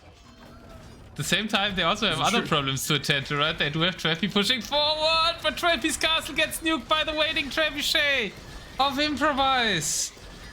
I think he lost the stone. Yeah, only 400 in the bank. Trade is now flowing again. Onager wasn't able to complete the job as the opponent sniped it. Camel Archers barely holding the line there. Georgians fighting from the hill though. Rocket cuts now coming in for KD. Kind of all that he's doing. Has 170 eco pop, so it's all going to sling. We can see the sling on the left side. Twepy getting resources right now to keep his push up. But the castle is dying. The push might be over. And with that, an important stabilization for the US team. Yeah. Additionally, Improvise did send a bunch of villagers to chop those 2 trees, so that trade is going to get slowly opened up. So that trade should get cleaned up. That's the one tree, right? There's one culprit tree that's making it a one-tile gap. And no, a trade got stopped on it. Villagers are also really good at blocking things now, or really bad at not blocking things. I don't know exactly. But okay, so far it's fine. In the bottom, there's something happening. Castle Falls. Favorites. Yeah, Favorites pushing really hard into this. The British Cavalier in the trade, in the economy of Daywalker, and the British Trebs on the side of the map just kind of pushing forward. And unfortunately, Bohemians are very slow. And, British Cavalier, not the game-deciding push that I would have expected with that unit. I mean, when you're going to 2 slow civs and the Britons versus the Bohemians, adding any amount of speed can really help immensely here, and that's what we've seen here. Is they just send trebuchets over. British Cavalier forcing their market delete. Castle being trapped as well, heavily assigned position, but that will damage the gold income of the British team quite significantly. Absolutely, and it does just give like it no means shoot once Daywalker more. Has Okay. to pull back. No, what was shooting at? 12 just missed the castle. Did the Bohemians just kill their own castle? The Haufnitzer killed it. Yes, he killed his own castle. Oh, no. Favorite refused to shoot at it. He was shooting at Helmetius or something. But then the Haufnitzer of Daywalker take out his own castle. What is this madness? Oh no. There's also another camel raid in the back of Major KD's base during all of this, but at least that's not the trade line, right? But yeah, Twepy is losing some villagers there. Helmetier raids in the south for Daywalker, maybe not as influential. Hill position now looking good for Favorite. Glad we got that on clip. Yeah, someone still needs to clip it, obviously. But we did. Well, we'll have it in the VOD. We caught it. Yeah. No reaction from Major KD as another squad of Camel Archers do come into the back, so KD losing even more military. Leash getting up to almost 300 eco kills. Oh, I haven't looked at that statistic in a while, but yeah, very impressive. And only 27 losses. Obviously, the other pocket is playing Sling, so there won't be as much raiding for the British team. And speaking of the British Cavalier, they have dived in and have sniped a couple Hoofnies. So British Cavalier, like I said, mobility fight in the north though, Monaspa Monaspa versus Centurions. Like that's the central one. Monaspa had the hill. Shouldn't have given Georgians the hill, maybe. Twepy could have taken a different positioning and the Monaspa come out on top. Lots of cavalry units lost, but Twepy will lose yet another castle, and the trajectory of the game feels more towards the US. Yes, he is out of stone. So he has 16 on stone though. He's trying to take it in the middle. So middle now playing a role for the resource. We even have fish traps there for Kitty, trying to use that pot. Yeah, I mean, if you have that land, or that space, you may as well use it. It's just unfortunate because Twepy was definitely trying to contest that little fight and keeps castle up, but without stone to repair, he just had to immediately abandon it. And yeah, losing that castle early on from the single shot of the Treb definitely kind of fighting him here. So true. Letting Improvise starting to push forward, and I mean, it's going to start getting into the production of Twepy. And Twepy's going to lose some ground, might have to move his production back, but big fight in the top side. See, I mean, this cat. CA behind could do some good damage there. He's taking out the castles. Like, that's kind of, at the very least, even if this were to get cleaned up by Twepy, that's kind of a victory. It's can't really all the opposite of cleaned up. Majestic victory for the Georgian army. Guess even if you have a slinger, maybe you need to be lower on. What's the pop count of Twepy? 85! No military for Twepy. Oh. Nothing for Twepy. No eco for Twepy even, because the Camelot just killed it all. And Twepy calls the GG. What a close game number 3. Best game of the series, according to everyone, but Major KD, who calls the salty G. Quickly corrected to a GG. I mean, and I missed it. I missed the majority of it. Well, maybe game 4 and 5 are even better, you know? Yeah, that's true. But that was, yeah, at least from what I've seen, like, it was just the constant kind of the ability of Favorite to really push in and pressure the trade. And while Twepy was able to pressure a little bit, didn't look like he was able to get enough damage in. And then that is the risk of doing a pocket sling, is that if it doesn't work out, you have a pocket who might just be behind in military and or eco and everything else. Yeah, they kind of needed to kill with the sling. I think Daywalker kind of meant to kill Favorite there. and Leash stabilized him well with the added bombard cannons, and then Leash did so much around the map, right? Running around, raiding with the camel archers everywhere. Everywhere. 350 ego KD at the end for Leash. Just massive. Yeah. So this one. 2-1 favor of the US. 2-1 US. Will we see a game 5? That's always a question when you hit game 4. Let's go and we can take off your stream now that my game's working. Yeah, so I just have to remember next time when I get that disconnect, I have to restart my entire game, which is silly. But hey, this is a 20-year-old, almost 30-year-old game. Yeah, the parts of the code still are in United States A in the lead 2-1. I imagine it might take some minutes again, and I will leave the streams to you for 30 seconds. All right, excellent. Yeah, they queued up Canyon Lake. I assume that's not going to be the case, seeing as we literally just played it. But if you look at the maps, we've done Canyon Lake, we've done Coast Mountain, we have done Runestones. So Vinland Saga or Outcrop. I mean, Vinland Saga is Team Britain's home map, but it was a random map, so might not necessarily be one they want to play. And then Outcrop versus Vinland Saga, it is... Yeah, I could see Vinland Saga, and they could try to go for some... Like, maybe we were talking about the Sicilians earlier, maybe trying to see if the Sicilians could use their donjons to kind of secure the very low amount of space on Vinland Saga. So we could be seeing that. Don't know if this is just spectator being weird or if it is actually what they're going back to, but I assume they're going to be changing the map. If it is Outcrop, which is the admin pick, I mean, how many elephant sieves? Because I think is Outcrop great for elephants or not? That's always my question. I know it has a slightly longer start, so in at least 1v1s it was better for that. We got a new code from True. See if that is... Just refresh this. My stream has just been absolutely abysmal. But yeah, I hope everyone's enjoying the show match so far. I assume most of you are in tune with what is coming up with Deathmatch Nations Cup. It is starting shortly. I don't have the exact date on my hand. I think it's the 14th. I think the 14th is when the group stages start. We'll be doing the drawing at the conclusion of the show match with a little bit of tech setup time. Yeah, they still have Canyon. Okay, there's the Vinland Saga. It is Vinland Saga. So we're going to be seeing Vinland Saga. So like we were saying, or actually before.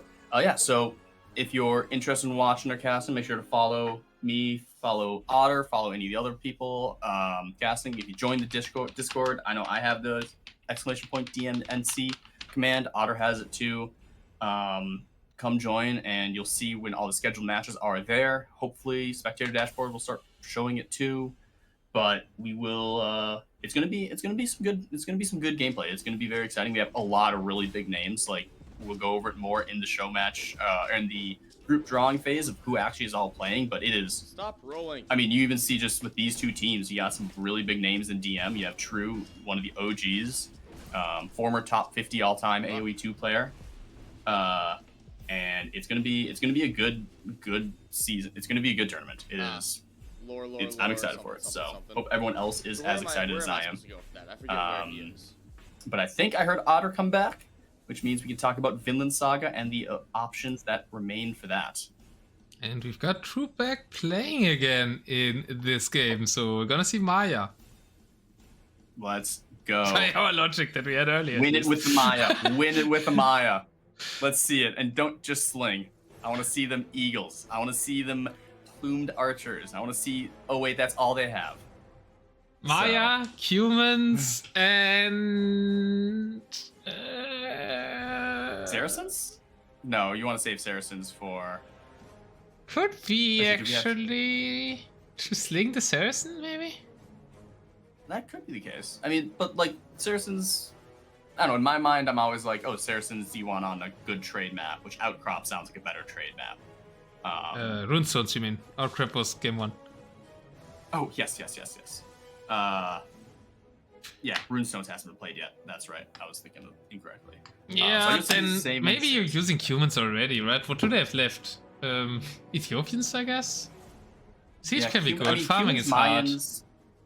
I guess, I think we mentioned like the humans, Mayans, yeah. Eagle, Step Lancer rush and just take someone out immediately. Could be seeing that. Franks are still available. So could just see Paladin spam.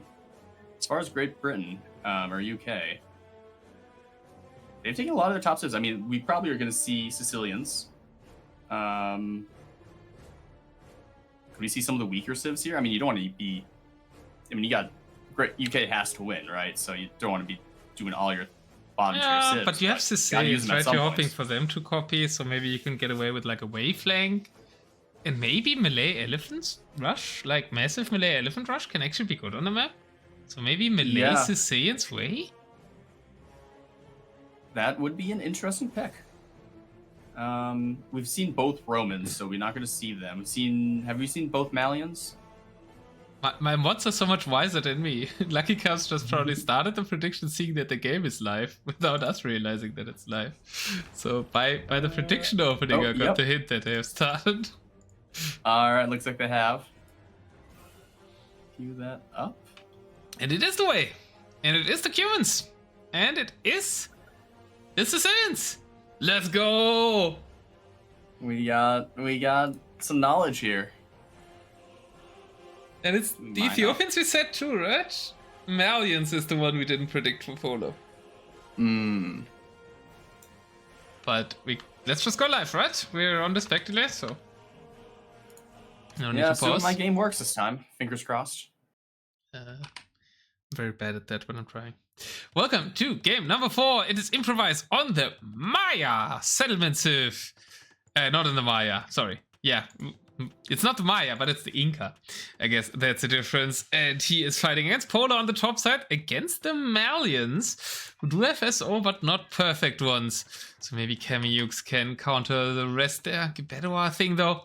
And in the south, we've got the Ethiopians for favorite, rather slow civilization against another siege civilization, Twepy, with the Sicilians. Don't think they prefer to fight against Ethiopians that much, though. In the pocket, KD with a relatively cheap way. And True with the very dangerous humans, but on pocket, so a little bit further away to rush. Is everything fine for you, or you're struggling? Yep. I was just making sure that everything's good. So it looks like we're all good. I was just trying to remind myself what the way actually even do, because I don't think I've ever actually seen them in DM. They are apparently, I wanted to say they make cavalry, but apparently they're making Halberdier and Junbai Raider? Not what we usually see from them in pocket. I thought, aren't Tiger, what are they, the Tiger Cav pretty solid? Most situations the Hagwongs are better. Gotcha. And we do see a very early middle castle from True. They're pretty even. Immediately sending a villager out. One is better in melee, one is better with ranged.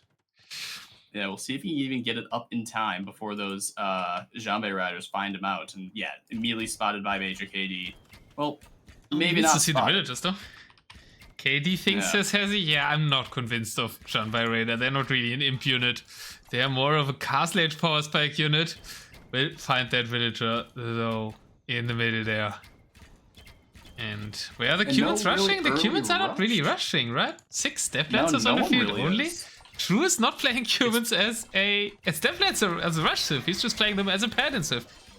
Which they are. Yeah, they have Paladin.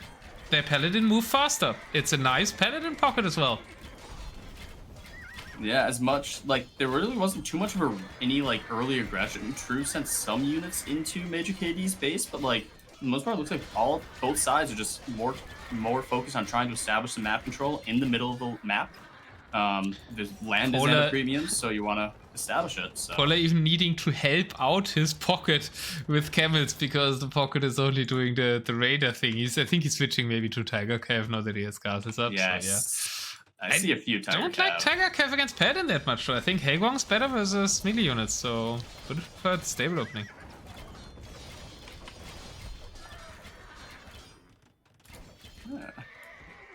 Who let Bro cook? And yeah. You do see the Donjon starting to kind of populate on the right side for Twepy. Not really doing the spreading it out too much right now, just making it very hard to push into, adding It's a word of siege workshops. Like it's just intertwining both of the production buildings, I guess, because you want to make kind of Halberdier or Sergeant and so more Sergeants actually. Sergeant Champ, no Halberdiers on the field. Ethiopians obviously don't want to make cavalry anyways. Shotel Warriors in there too. True, the non-shit Sith. True. Two-handed swords. Just playing pocket. Yeah, it's gonna be. It's sometimes you see the donjons start getting spread all around, but I think the plan for Twepy is just to do a slow donjon push into just favorite space. So we're not gonna be seeing as much of like a spread creep, but you know, a little bit of. We also have a denied flank maneuver here by Improvise. He's not fighting head-on against Polar, wants to avoid those siege rangers, therefore is uniting his army in the middle to kind of double push the center of the map together with True, although True's army just died, so now in the middle it's only Improvise. Maybe KD knew something we didn't. He's taking control in the middle. Let him cook, maybe. Yeah. I mean, Traction Trebs are very nice to be able to get them going fast, so they're going to be able to take out this castle probably before any reaction from Improvise and True. And they're kind of trying to figure out if they want to attack on the left side or back in the middle. So... Worst Traction Trebs in the game, but at least they're cheap. And they're still Traction Trebs, which are pretty nifty from what I can tell.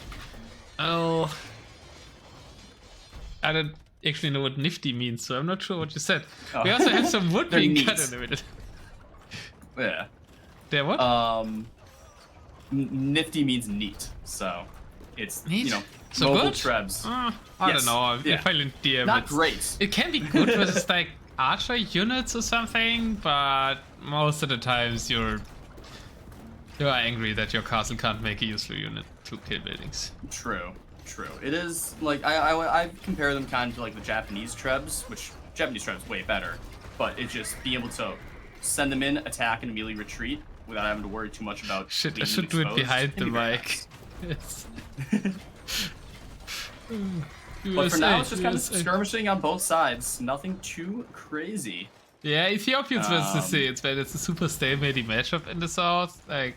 It's just dancing onagers. Nobody can push into anything because the Ethiopian onagers are better and because there's donjon, so the Ethiopians can't push either. Then in the middle we've arrived at more cavalry units for Tiger Cav.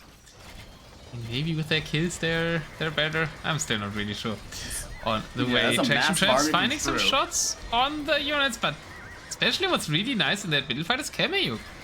Like, the damage output from Janvarre just isn't very great, and then if the Chemics get close, they kind of shred everything here, including the Chemists from the maids.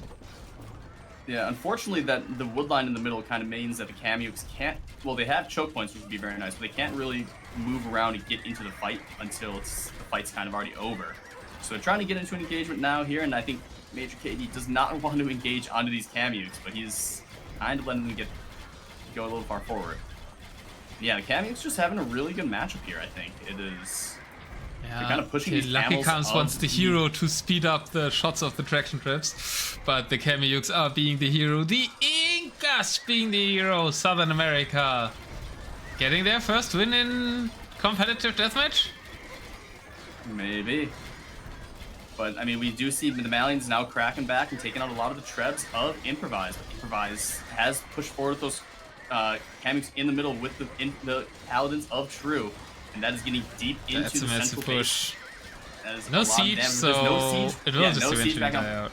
Gebettos are a good call, yeah. They're not. Yeah.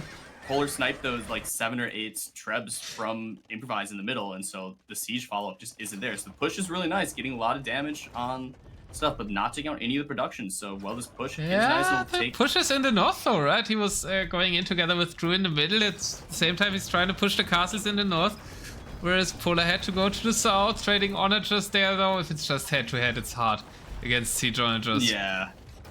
Especially with the Gebettos out of position, trying to help in the middle. You need those Gebettos to deal with the Camukes, because the Camels can just not even think about going up against those cameos. The cameos will shred them apart. And we have our stalemate check. It is still pretty much a stalemate in the south side. Very exciting. Treb Wars and Cavalier? All right, back to the action. Well, they killed the traps. They killed the traps. That was a little moment of something happening in the south. What's the ecos some stuff will there? happen, but Twepy's out of wood actually. Don't know why he has not access. out of wood on the map. Has any team started setting up the trade yet? I mean, there's a few trade cards going on. It's super hard to set up the trade on this map, right? Mm-hmm. You See really some need to be in a winning markets? position. There is trade just simply from Twepy space, I think, to the front of Polar space, but that's relatively straight line trade. And if you can manage it going over the ice, it's actually really nice because there's no buildings in a way. Maybe even better because they don't traverse buildings or woodlands compared to like a standard map. The only danger of setting your trade at Polar's base, even though it's a longer trade, is that it is going to be right up front to the front lines. So if you're kind of on the back foot, it could easily get pressured.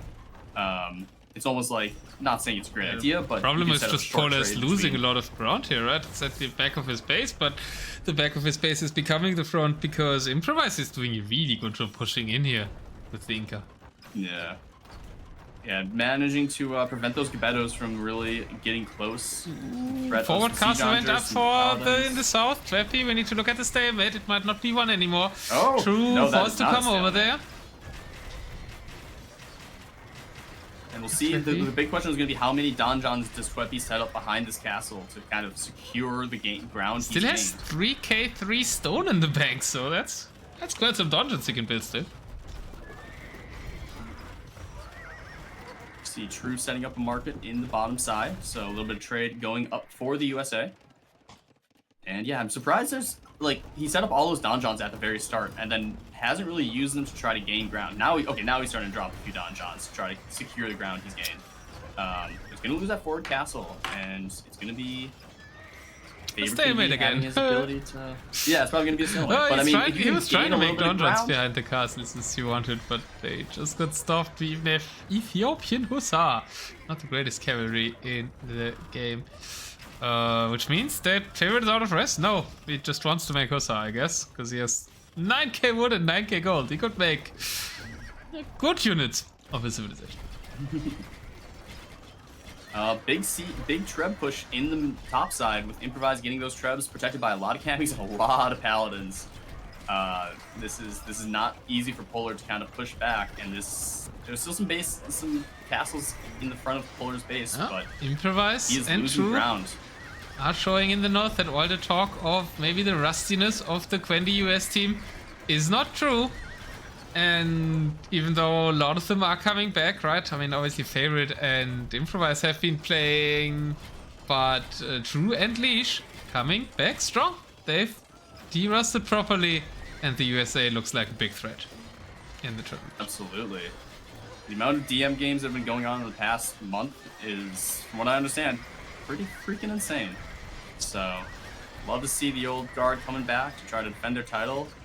I want to hear Hezzy's take. Like, I heard at the start of the practice between USA A and USA B, USA B was actually winning more games. But Hezzy, how are you feeling now? Who's the stronger US team according to? Probably the best player in USA team B? is North America, South America team. Clearly, the NASA team. They just. Well, I mean, they had Artemis 2 touchdown, right? Yeah, go to the stars. We had the Artemis 2 touchdown. We went to the moon. What if you're fighting on Earth, we're fighting on the moon. True. The Griffin wanted the Mr. Worldwide, then somebody wanted space. And once somebody typed that NASA team there, I was like, okay, here's your logo. Exactly. It made it very easy to be like, all right, well, gotta find an international flag, but for the NASA team, they get that. We know what flag they're using.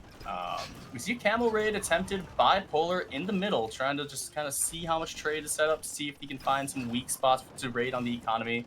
But plenty of castles and TCs are going to whittle that group down. But no, they're kind of getting in the back of the eco. We'll see if any forces are sent back to deal with it. But for now, the fight is kind of happening on both sides. I mean, big Treb push on the north side for Polar, taking out a castle that Improvise was trying to kind of castle creep and secure the forward space for some farms. Yeah, lots of traps, lots of Geppetto there, but Polar's trade rate might be the bigger story here. Besides the obviously important story in chat, who is the best USA team? Seems like all of them have people speaking for them, and it's mainly 100% the players that are in each team. Yeah. And now the Kamuk's coming forward and pushing Polar's forces back, and that's going to allow... Not a lot of trebs actually remain for Improvise. So That's true, yeah. Only one moving forward, two bouncing at that castle. Tiger Cav now coming in the defense for Major KD. And they have to go back. Now the game finishing move. Raid's been cleaned up. And yeah, there's a chance. There's a chance for GP. It looks like they only have 1/3 of the map, but they have a lot more trade than their opponents. So this game is far from over, even though the map position looks good for the USA. Absolutely. I think across this entire series, UK has been much more aggressive about setting up their trade earlier than the US. Yeah, US usually gets more map and UK gets more trade, yeah. And then it's kind of a question of how much map does the US get, and a lot of times it's been too much map, and they just, even though they set up the trade, it kind of dies in one fell swoop. So checking the stalemate, nothing too much happening. I think a few more donjons went up, but we see Halberdier out, and we even see some Cavalier from Twepy. So Sicilian Cavalier trying to maybe be used to snipe some siege, but it's a slow grinding match down in the bottom side. Easy already throwing his team out. As USA is showing dominance. And even though everybody's hyping up the other US teams, this Showmatch is looking like they show why they deserve to be the A team. Definitely looking like a tough spot for the UK. Yes, they have the better trade, but now they're losing a castle, and that is going to be a very exposed left side, with Polar not having any stone to repair, or at least not trying to repair. And now that kind of in between Polar and Major KD's base, that is pretty wide open for raids and for pushes if Improvise decides to take an opportunity of that. Kip checks are on the field too, for true. You see Kip checks and Paladins floating around on that top side, getting ready to get some raids in, get some damage going. And it's going to be some lost eco for Polar. Polar's going to be in a very bad situation. And actually, they just tap out. They call the GG, and the US team is victorious in the second social match. They achieve a 3-1 victory, so tying it up with the Netherlands is a comment one would make if one would make Zhao very happy, but maybe UKA and Japan are different calibers as well. Yeah, that was a fantastic showing. UK definitely no pushover here. But the US taking it 3-1 with some very good games. Yeah, I think it's just we saw that even though UK kind of went for that early trade, they just lost too much map control, and US was able to get the fights that mattered and do the damage that was needed to be able to make it so the UK can't recover. Oh, True wants to play the 5th. I guess we're playing all 5. Yes, we'll play all 5 then. All right. Let's go. I had it set to play all 5 already. I knew, obviously. Oh, perfect. You knew. Totally intentional.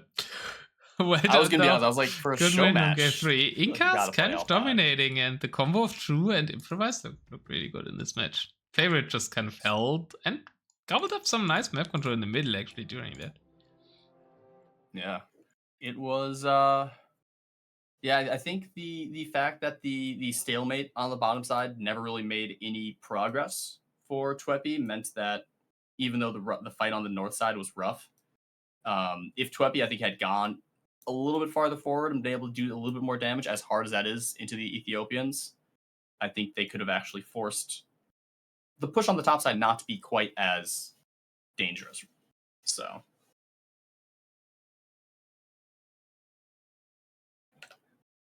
we got one more coming up. I have to make sure to leave and do everything.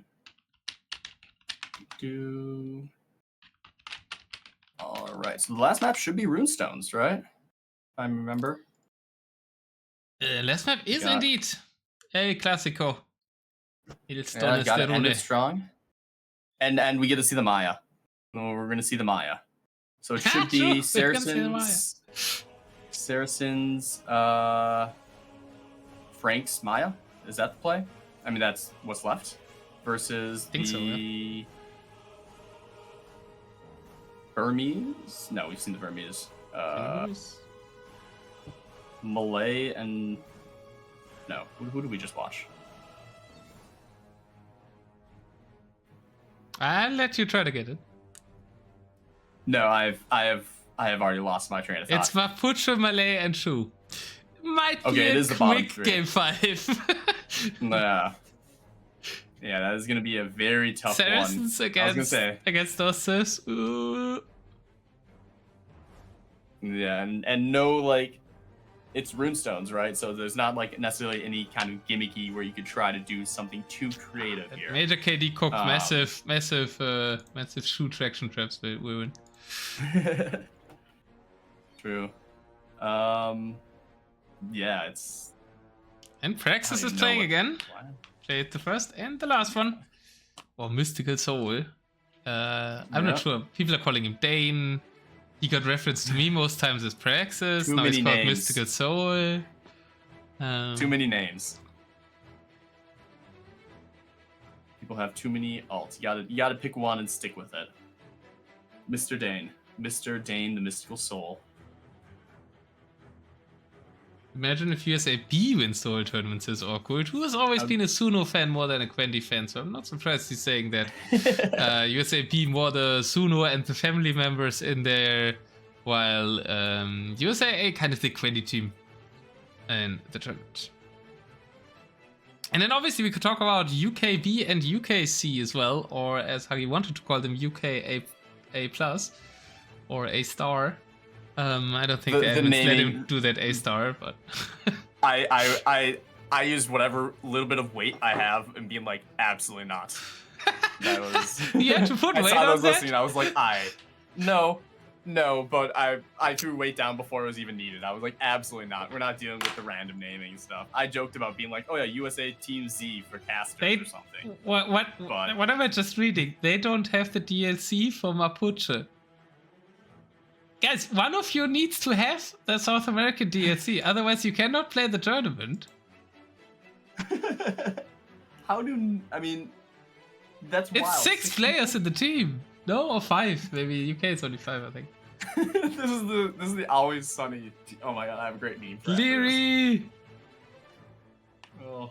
You remember Leary at NAC installing the new Sifs? There was like a video. No, I did not. I did not know about that. That's hilarious.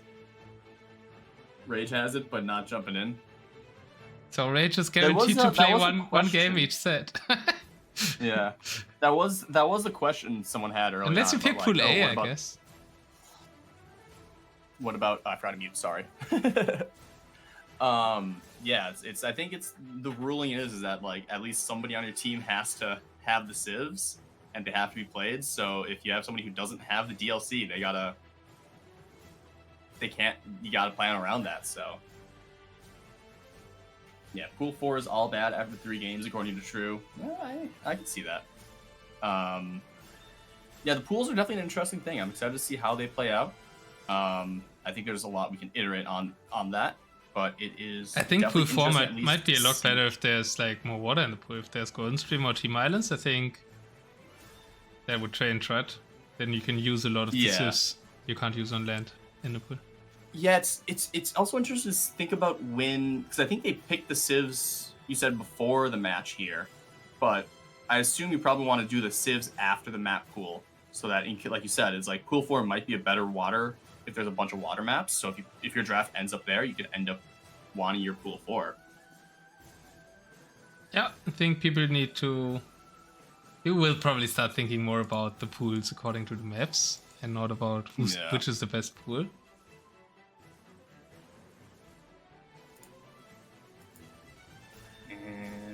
Quite started yet, but luckily there's no Leash and Leaf at the same. Did we have a game where Leash and Leaf played at the same time?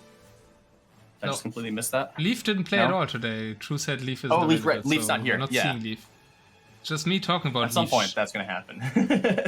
Someone that will happen. Yeah. Have fun with that. I hope you cast it and not me, because I will do a terrible job at saying the right names. Judging from today, at least.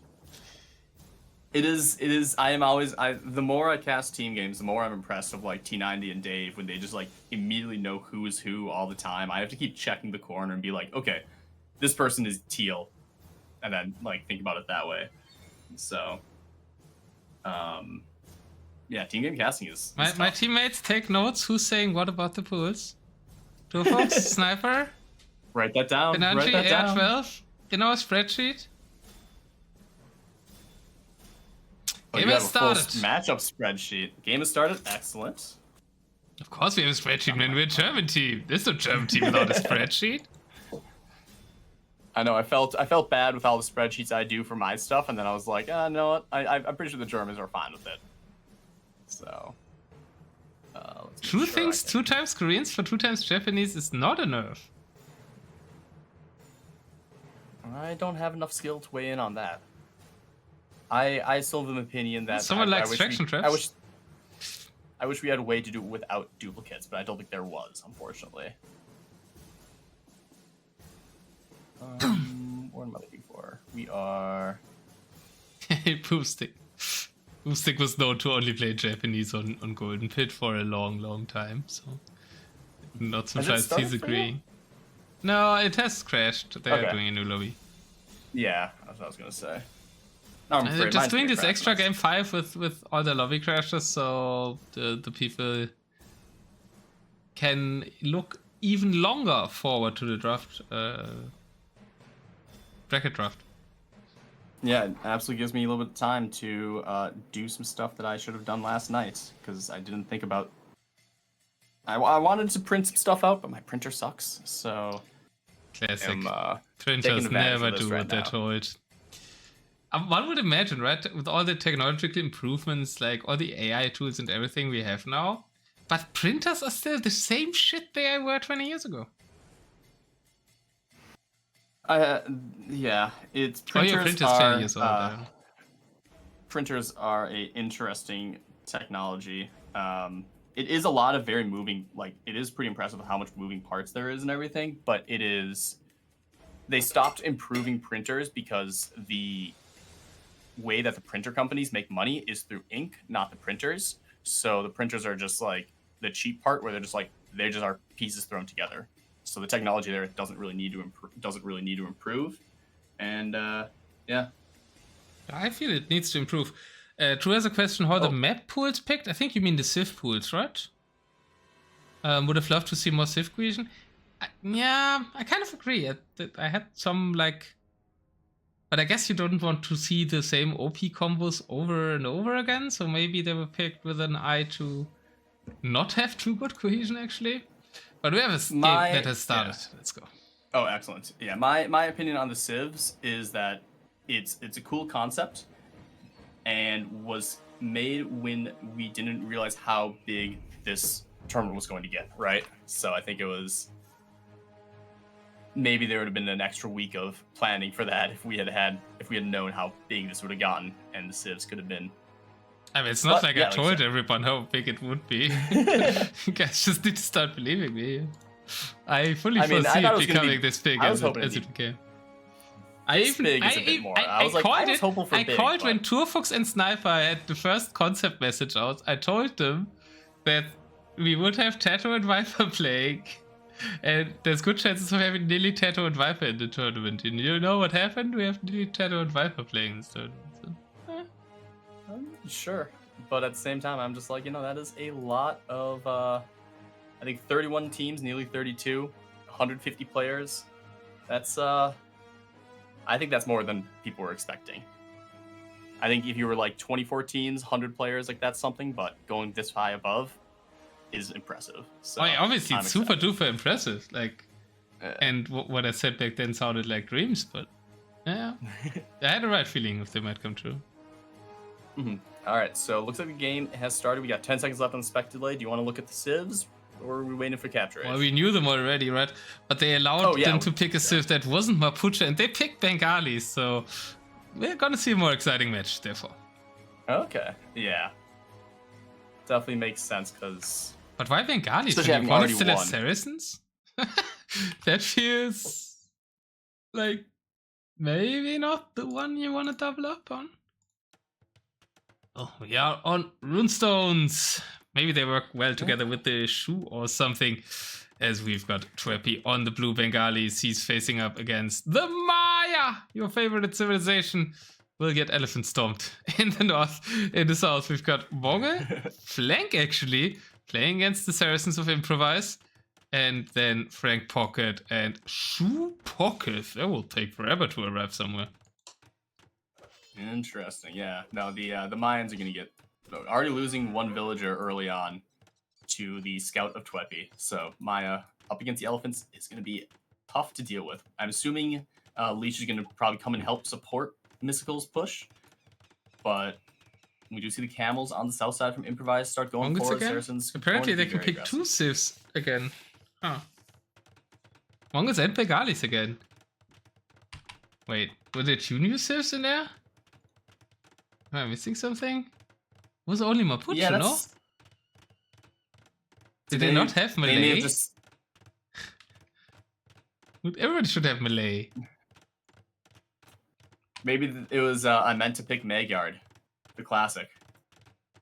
Where they I think they could have picked just Magyar picked the wrong either. civ. Yeah. So alright, well we have we'll make it more another interesting, I Mongol guess. match. Yeah. They just wanted to play Mongols again. That's the reason they picked the civ pool. Yeah. Maybe it's the suggested Showmatch to change them. USA already won. USA already won, so Yeah, that's fine. you see champion elephants for Twepy.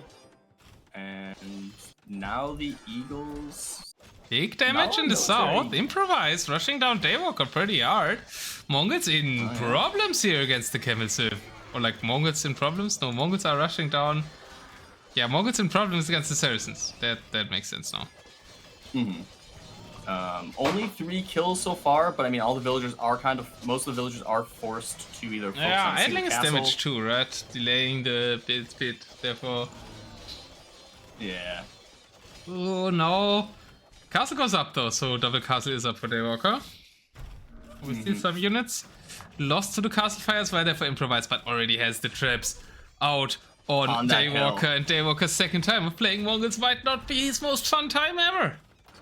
No, and the paladins of the Franks are coming in from Leash, so Daywalker's gonna have even more to deal with, but camels are here and they're gonna be nice. They're gonna at least prevent this castle from being denied.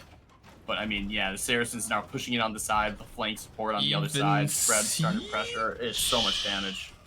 Even Siege Ramp versus Mongols coming in and killing something. No siege workshops up really, no siege onagers out. Big problems for Daywalker. What's happening in the south? Maya are dominating, of course. Right? Currently, they're about to be pushed by a lot of elephants from Twepy. So, blue marches are looking nice, but we're about to see probably the Mayans get slowly or quickly pushed back. Trying to get back to the south. On these kind of hills. I feel like that push will be a little bit slower than the southern 2v1 against Daywalker. Problem of having a shoe pocket, not arriving in the fight until the 10-minute mark. 5 Arbalist are there. That's all the support Daywalker's getting here. Yeah, taking out another castle. Daywalker losing, and gonna probably even lose one more. Mangudai are going up to try to snipe some siege. So they're gonna snipe one Treb, get the second, and yeah, at least Daywalker was able to snipe some of this Trebs. Loses another castle. But that is a lot of home base lost for Daywalker. Still has villagers alive, so isn't out of game.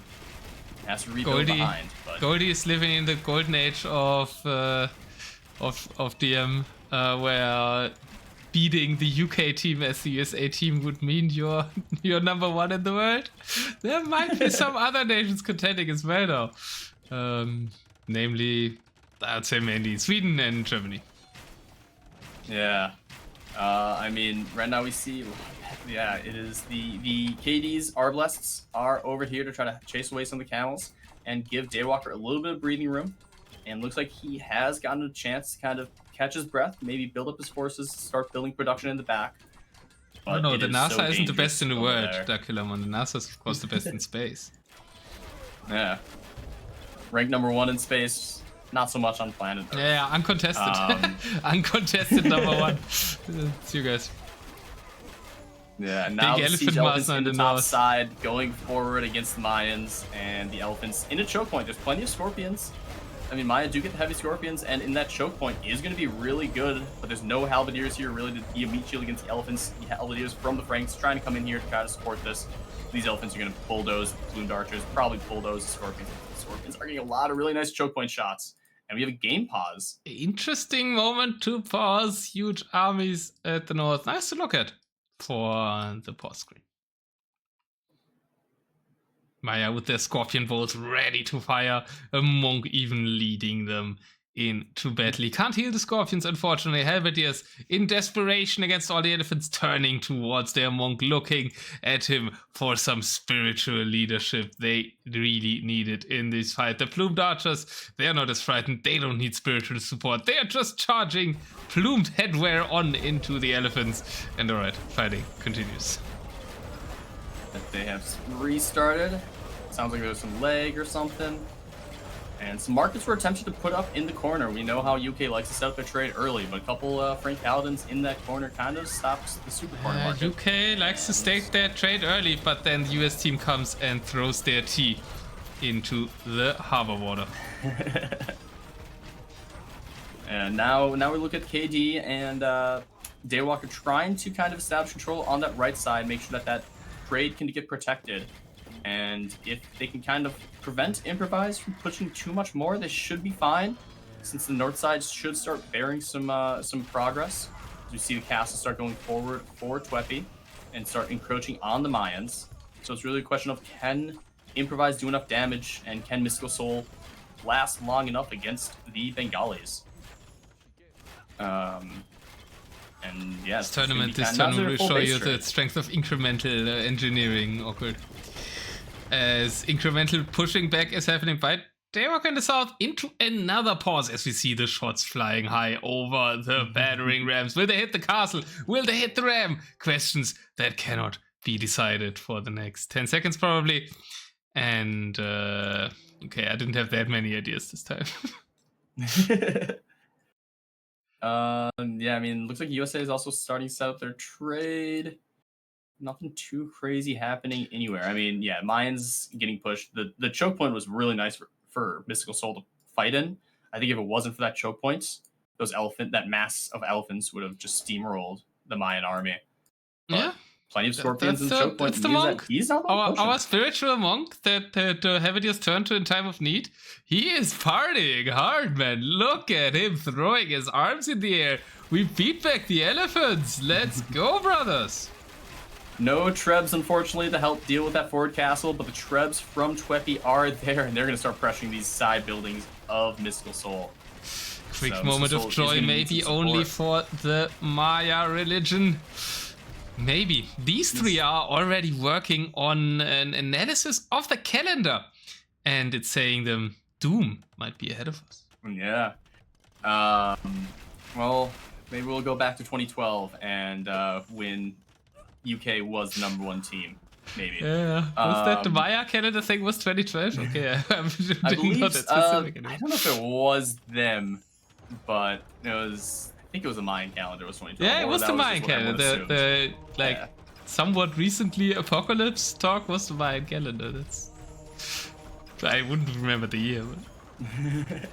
We do have a nice Paladin raid in the back left side for Leash, cleaning up some of the random Halberdiers there, but those Paladins are able to just kind of harass this back line. A lot of villagers in the back.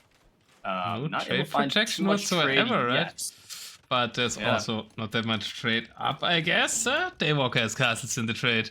But that's a bit, because he was pushed back. Has stabilized against the Saracens, though. Mobile on it was probably a bit better than doing more damage for the Saracens. Yeah. Big raid coming in for Daywalker. Lots of Mangudai. Hamilton, the reaction towards the right side corner.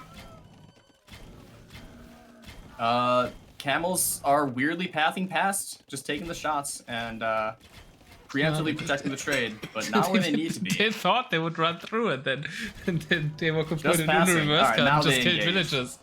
And they get a good surround with the paladins and camels. That should be cleaned up pretty He's quickly. trying to sit in the wood I mean- line, but I think with camels in there should be fine. Paladins of Leash there too. Yeah. At the top side, elephant push still stopped by the Maya. So turns out, maybe as in 2012, the calendar theories are wrong. I don't know. Those Bengalis are pushing heavily. Like, yeah, the mines are slowing them down, but it seems more like a speed bump instead of a full-on stop. I mean, if you're living Scorpion's in not being micro. if you're living in Mesoamerica and all of a sudden a horde of Indian elephants appears at your town, it does feel quite apocalyptic. That is true. They would have no idea. Yeah, they wouldn't really be ready to deal with those massive elephants. They didn't even this have push from horses, the man, Bengalis you know? is- And then they get an elephant Yeah. in their face. Just one really big horse. Yeah, well, they can't say that because they didn't know what a horse was. They don't have horses, yeah. Well, there's the yeah. A really no. big llama, maybe. I'm not sure if there was llamas in where the Mayas were, though. I don't know. Regardless, I mean, now it's stabilized in the bottom half, so Improvise no longer really able to do as much damage. The Mongols have got their kind of like Mangadai siege death ball set up a little bit better, adding in some hussars for the meat Elephants are shield. through. Elephants are through at the top. Oh no! Oh The Mayan no! army has retreated. The monks are trying to monk. The paladins are trying to fight, but paladins aren't the greatest unit against elephants. Castles have been stopped.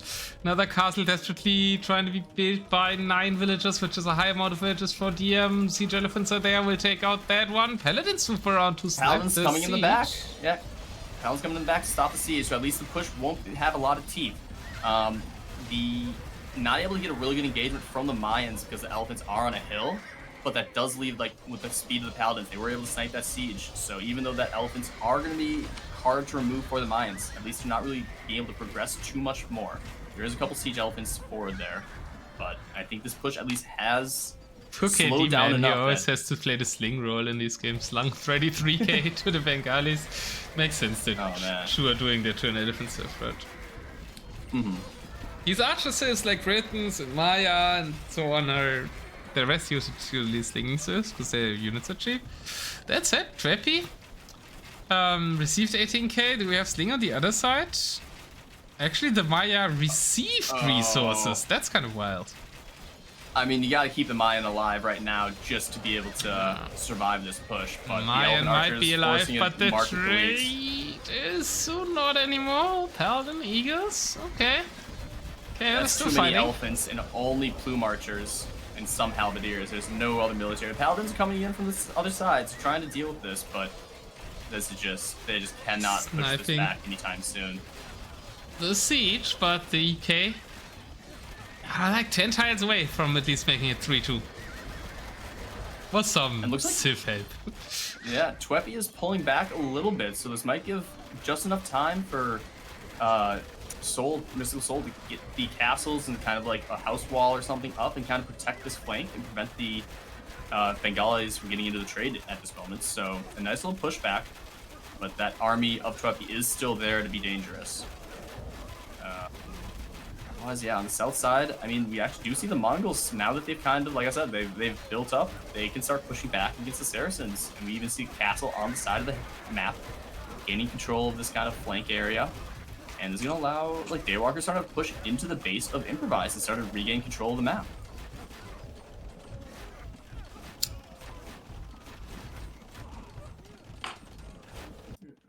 But Yeah, push once Castle on again the comes hill in. And push on the north side comes in control. again, and Lots of still traps just now. not much.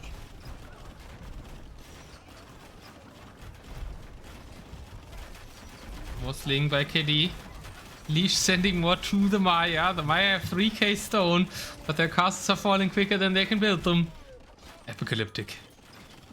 Yeah, Even the and, Saracens I mean, are over looks here. like The Saracens from the other flank have come over here. It's actually kind of unlucky how they generated that the Saracens are not versus the Elephant Civ, I guess. Even though against Mongols was also kind of fine. yeah, it would be nice. I think the Mines would have been much more happy against the Mongols, I think, than the Bengalis. But Would they? Drill SO? I don't know if that's much better. True. That is true. At least you'd be able to counter their Mangudai with... Mamelukes are doing work. The Mamelukes are doing work. Yeah. It's Mamelukes plus range unit behind them. With a really strong composition. Plumed Archers plus Mamelukes. It's a strong combo. We do see some siege workshops like from Improvise going up in the base of mYsTikaL Soul. Or at least trying to. I don't think he's going to come out of it. But I wouldn't be surprised if we do see some production kind of being spread around the map for the Team USA, just kind of balance it out. Because I do not think... I think if either some Frank production goes up on the north side or some Saracens, that Siege Runners would be huge, right? Push. They could make Siege Runners in the north against the elephants. Kind of the elephant counter in DM to make Siege Runners, so that might help a lot, especially with the extra damage also from the Saracens. Maybe that would help them stop that. And yeah, it's another UK strategy where they don't really have a pocket that's actively playing, right? KD once again on the slinging role, so it's more about the elephants, more about Twepy to carry here, and he is fighting kind of 3 armies now. I guess the Franks are fighting mainly in the south together with also some army of Improvise. Eagles coming in to try to deal with some of the elephants, and I mean, yeah, the elephants are kind of a massive problem, and like you said, the slinging strategy works when you have the Mongols and Bengalis on either side having really solid, powerful civs. So Mayas are great with Mongols, is true, or at least used to be. I mean, I could see why with Siege Runners were more clunky in the past, right? But with how well you can control Siege Runners now? Yeah, they're at least better against the Mongols than they are against Bengalis, I think. That's the key takeaway here. I mean, as a Maya player, I would rather... Yeah, I would much rather face the Mongols. In the past, they could also just rush them, right? The Mongols back then didn't have step lancers, so they kind of didn't have a unit versus the Eagle Rush. Now Mongols have step lancers, so they have a countermeasure early that they didn't have in the past. I think that's also a difference. We do see some traction trebs coming in to help with this push, since the US Europe in the south, by the way. Quickly noting, big Mameluke clear up of all the army of Daywalker. Back to what you were commenting on. Yeah, so it looks like some traction trebs and some siege workshops are going up on the left side for Major KD, since a lot of the siege keeps getting sniped by the US team. It means that they can't really, they have to keep reinforcing with more trebs and stuff, so adding some traction trebs there with their extra mobility, even if they aren't quite as good, is definitely going to be very helpful here, just to keep pushes going and establish more damage, right? So yeah, still no Siege Runner produced at the north by Improvise's Siege Workshop in the base, so not utilizing that so far. Mongols, yeah, still quite stalemate in the north. Like, Leash is also not raiding as much this game, right? He's somewhat in the trade. Leash does have some raids, and some there were some paladins they just got cleaned up. The Eco KD, Leash has 47 eco kills. Yeah, but so that's not 350, you know? Exactly, yeah. I think he's been a little bit more focused on trying to keep mYsTikaL Soul alive, and that is a very tough thing to do. And I mean, Improvise trying to be... Is Leash there? But Leash isn't fighting in the north, right? The Mamelukes is supporting mYsTikaL Soul.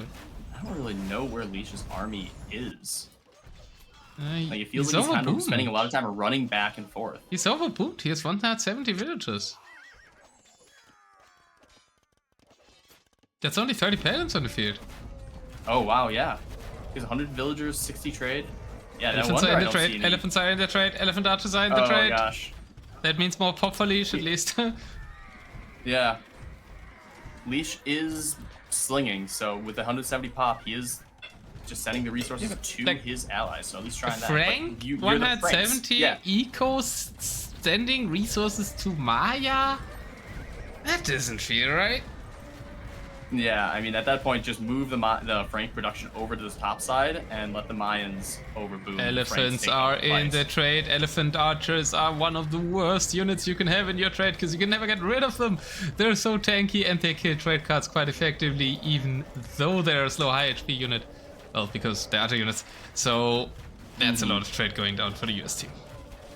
Yeah, and now starting to establish some forward production buildings, taking out all these production buildings of mYsTikaL Soul. Looks and like Mongols are coming for another trade raid. I'm not sure that's necessary when you're already killing the trade, but alright, Daywalker wants to get a piece of the trade kills as well.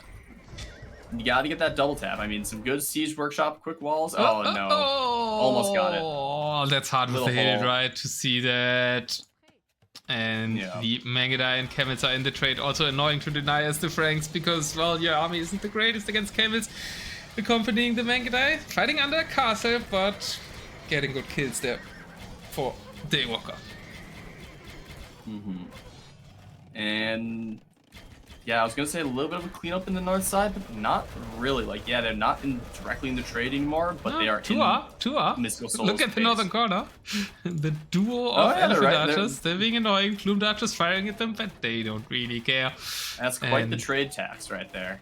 also, they're blocking, right? They're making it inefficient at the same time. What?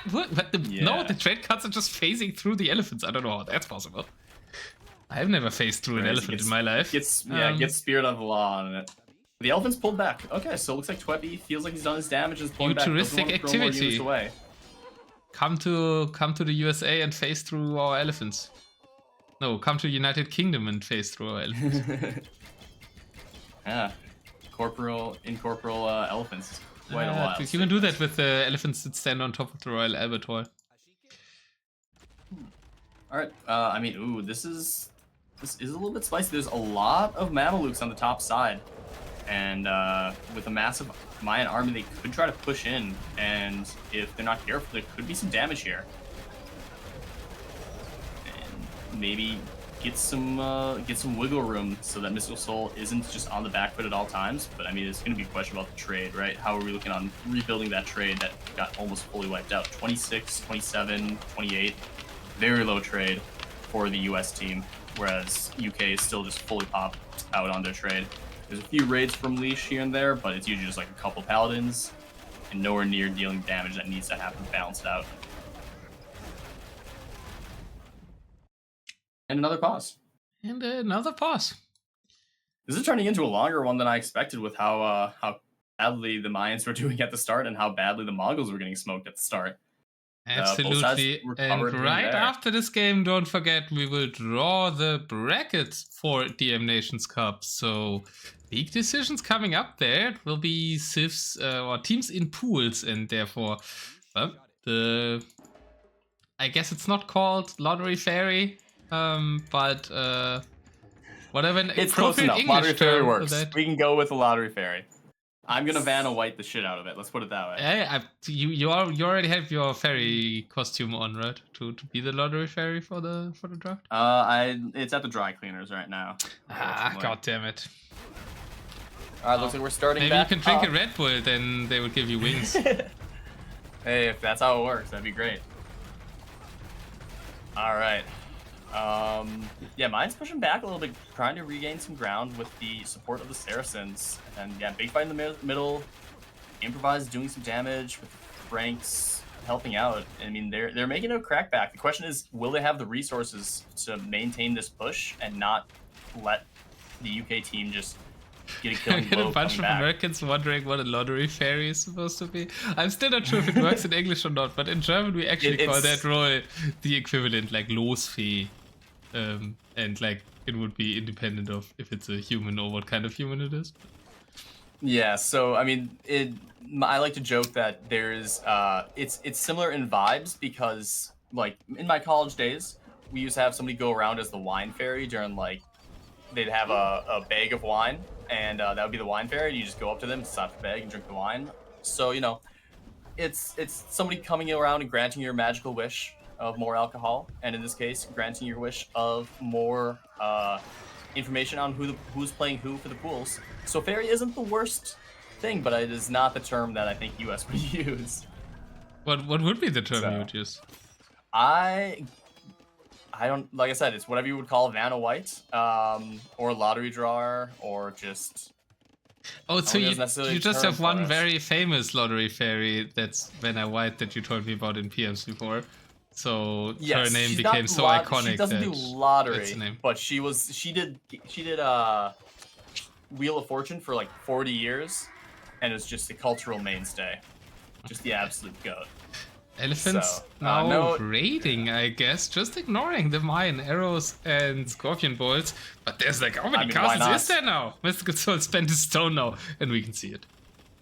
Yeah, there's a lot of castles to protect the trade, but I mean the elephants are gonna be able to get a lot of damage here, And big action in the middle. Looks like Improvise and Daywalker don't want to fight on the flank anymore. They want to fight in the middle. But that's kind of still stalematy. Neither of them are really able to gain too much ground, especially with Improvise having to help support the top side. I almost wonder if it would even be better if we see... Yeah, we do see a Siege Workshop going up for Daywalker. I don't know if that's actually going to be having a villager come over and build. But if that were to go up, I mean, some Mongol Siege coming in to help with this push, like just some speedy rams, could really help clean up some of this production.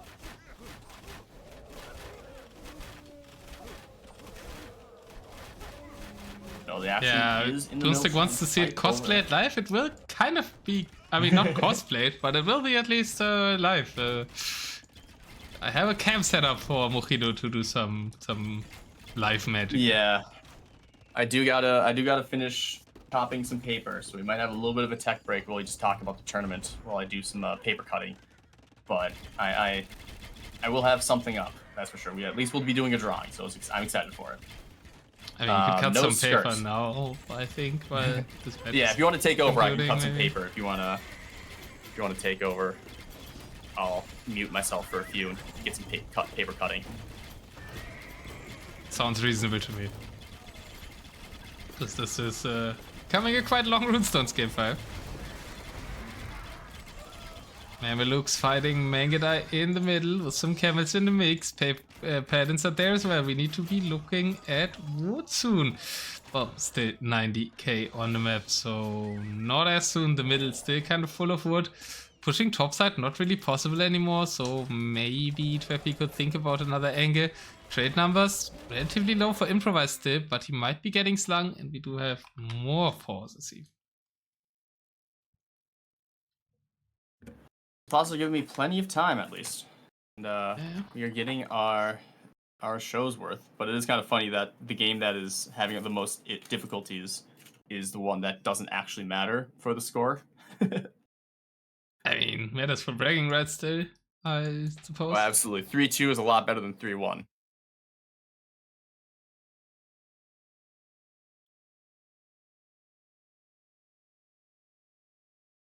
Maybe it's the Praxis PC being from when he last played. But it didn't happen in the games earlier, so I don't know. Yeah, it sounds like it's just gonna be a tech issue and maybe specific. I don't know. I have no idea. I'm just kind of yapping. I mean, okay, so like high picture strategy. What should each team do? Like if this was a what is the win con for each team? Like I think clearly Twepy is gonna UK is gonna win off the push against the Mayans. But how does the US win this? I'm not even sure if they can push anymore. There's so many castles in that corner now. I think they might need to push somewhere else. But then they can't really go to the middle because there's the Mamelukes. And if Saracens are in a game, it's usually when the game goes late, Mamelukes just kill everything. So USA have a big win condition in this 50 Mameluke mass in the middle of the map. Yeah, the fight in the middle is definitely an interesting development. Especially in late game, if it starts turning into a little bit more of a trash war, having that extra mobility is going to be huge. But the fact that there's just a spot on the map like between Improvise and Daywalker where there's just nothing, right? Like just an open area and some resources down there too. That like I don't know, it feels like there's an opportunity to kind of spread the fronts out a little bit and maybe ask some questions down there. Because you can actually, looking at this now, there is no protection along the right side. You could just send Mangudai straight up that right side, and there's not a single thing. Yeah, they kind of went there multiple times, right? But the Mamelukes are pretty good at cleaning it. I have a wild and there's a theory. castle back there. What about as a food gold unit for the late game, war chariots?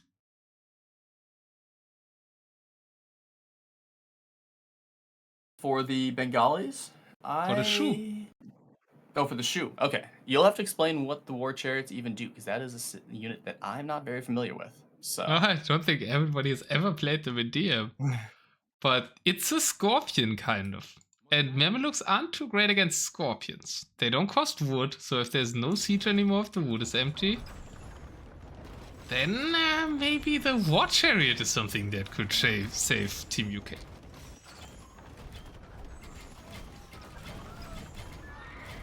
Yeah, it is. It'll be interesting if this goes to more of a wood game, and what both teams kind of try to adjust their strategies to. Because I don't think there's going to be enough of a final blow anytime soon. With how the Mayans have kind of stabilized and have, you know, castle spam over there, that I don't think the Bengalis are going to be able to get as good of a push as they had before. And big push in the middle without the Shu having any military to help support this, since Shu was mostly just slinging. White Feather Guard. I think the chariots would be better. But I don't know. I never tried them in late game DM, you know. But White Feather Guard feels like dice to Mamelukes. It's high HP, so I guess it's a nice meat shield for the Mameluke die. This is a great chance to try out some strategies, you know? May as well give it a go. But yeah, they do not look like they're doing much. Elephant raid by Twepy, but it's battle elephants, so not the best at raiding trade. And the quick wall's coming up for Leash. Nicely done. Just in time. Elephants are between the castles is guess an opportunity, or you just kill a quick wall, you know? Yeah, that's a lot of elephants. That's an elephant. Easy points solution for style. to the You got quick style wall. Points. Yeah. Mamelukes coming back. Mamelukes are there though. I don't think this should do that much. Yeah. And Leash is losing some cards. He has enough. The fight in the middle has gone very heavily in the favor of the UK, as the Mamelukes got pulled back to deal. White Feather Guard actually OP. Maybe. I don't know. I mean, the Mamelukes had to go deal with the elephants, back. so that just meant that there's no army there. True. And now Improvise losing a castle. The Shu have army on the field. Major KD has arrived from the territories of Sling to the military game. Well, 36 military isn't big, but it's beautiful. It's looking quite good. 160 eco for KD, so continue to sling. And I mean, honestly, it's one of those things where it's like, if you just keep slinging and just spam traction trebuchets, have the mobility of siege to be able to, like, this more mobile siege to be able to push wherever it needs to be, you can just start picking away buildings here and there, and assuming that, you know, you're not getting pushed or damaged, and the Bengalis and Mongols, who are the power civs, are, you know, benefiting from the sling and holding fast. Just randomly taking out production buildings here and there means that as we progress towards more of a wood game, it's going to start being buildings you can't replace.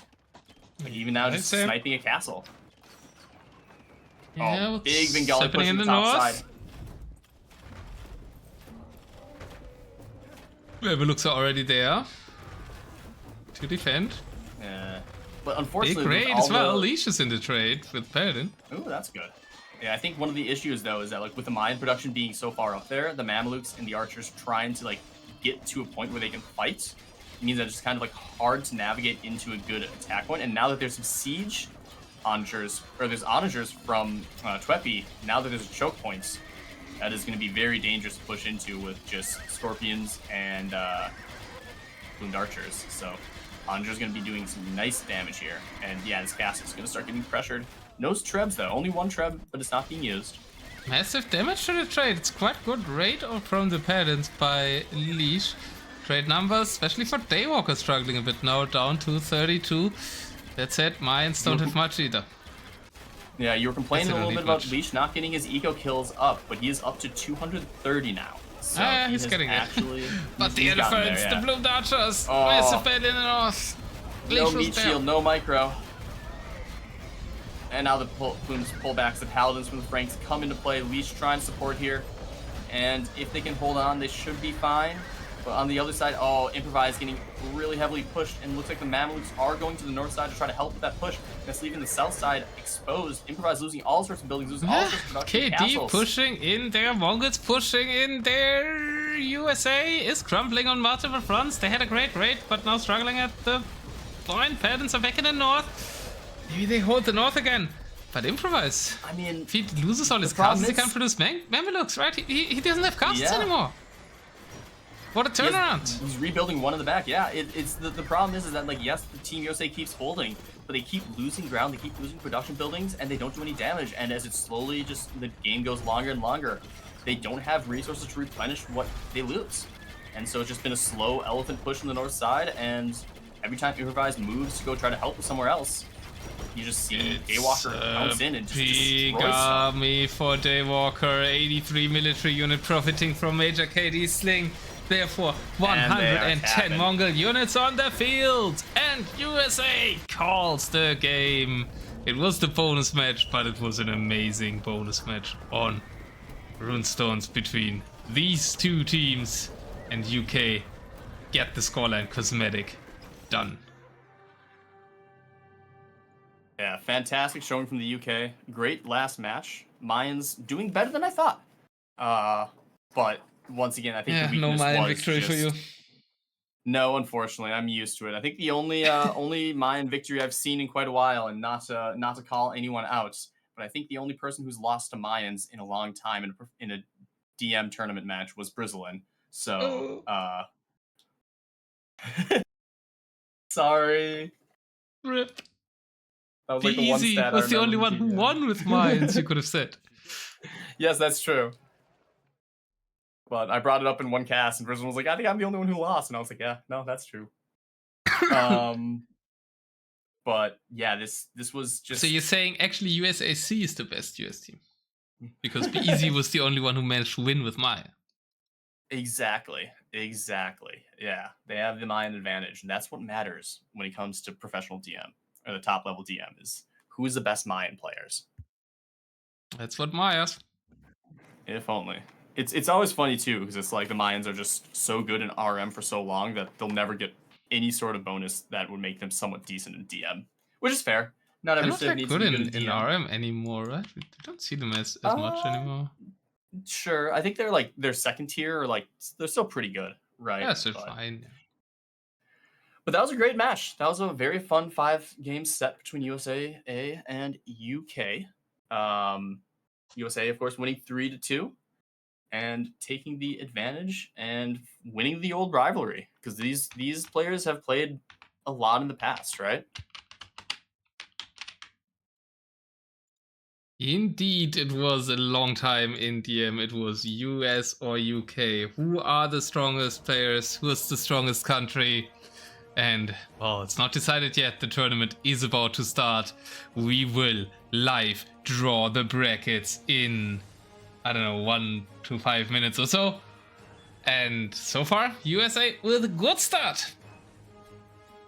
Right before the start of the round robin, where they will meet lots of other nations as well.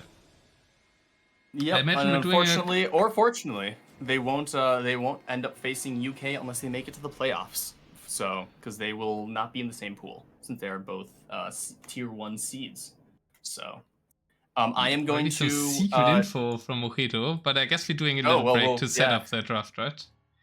Yeah. So, yeah, I'm gonna take a little bit of break. If you want to keep entertaining or something, I need like 5 to 10 minutes for bio and to finish cutting some stuff and get that ready.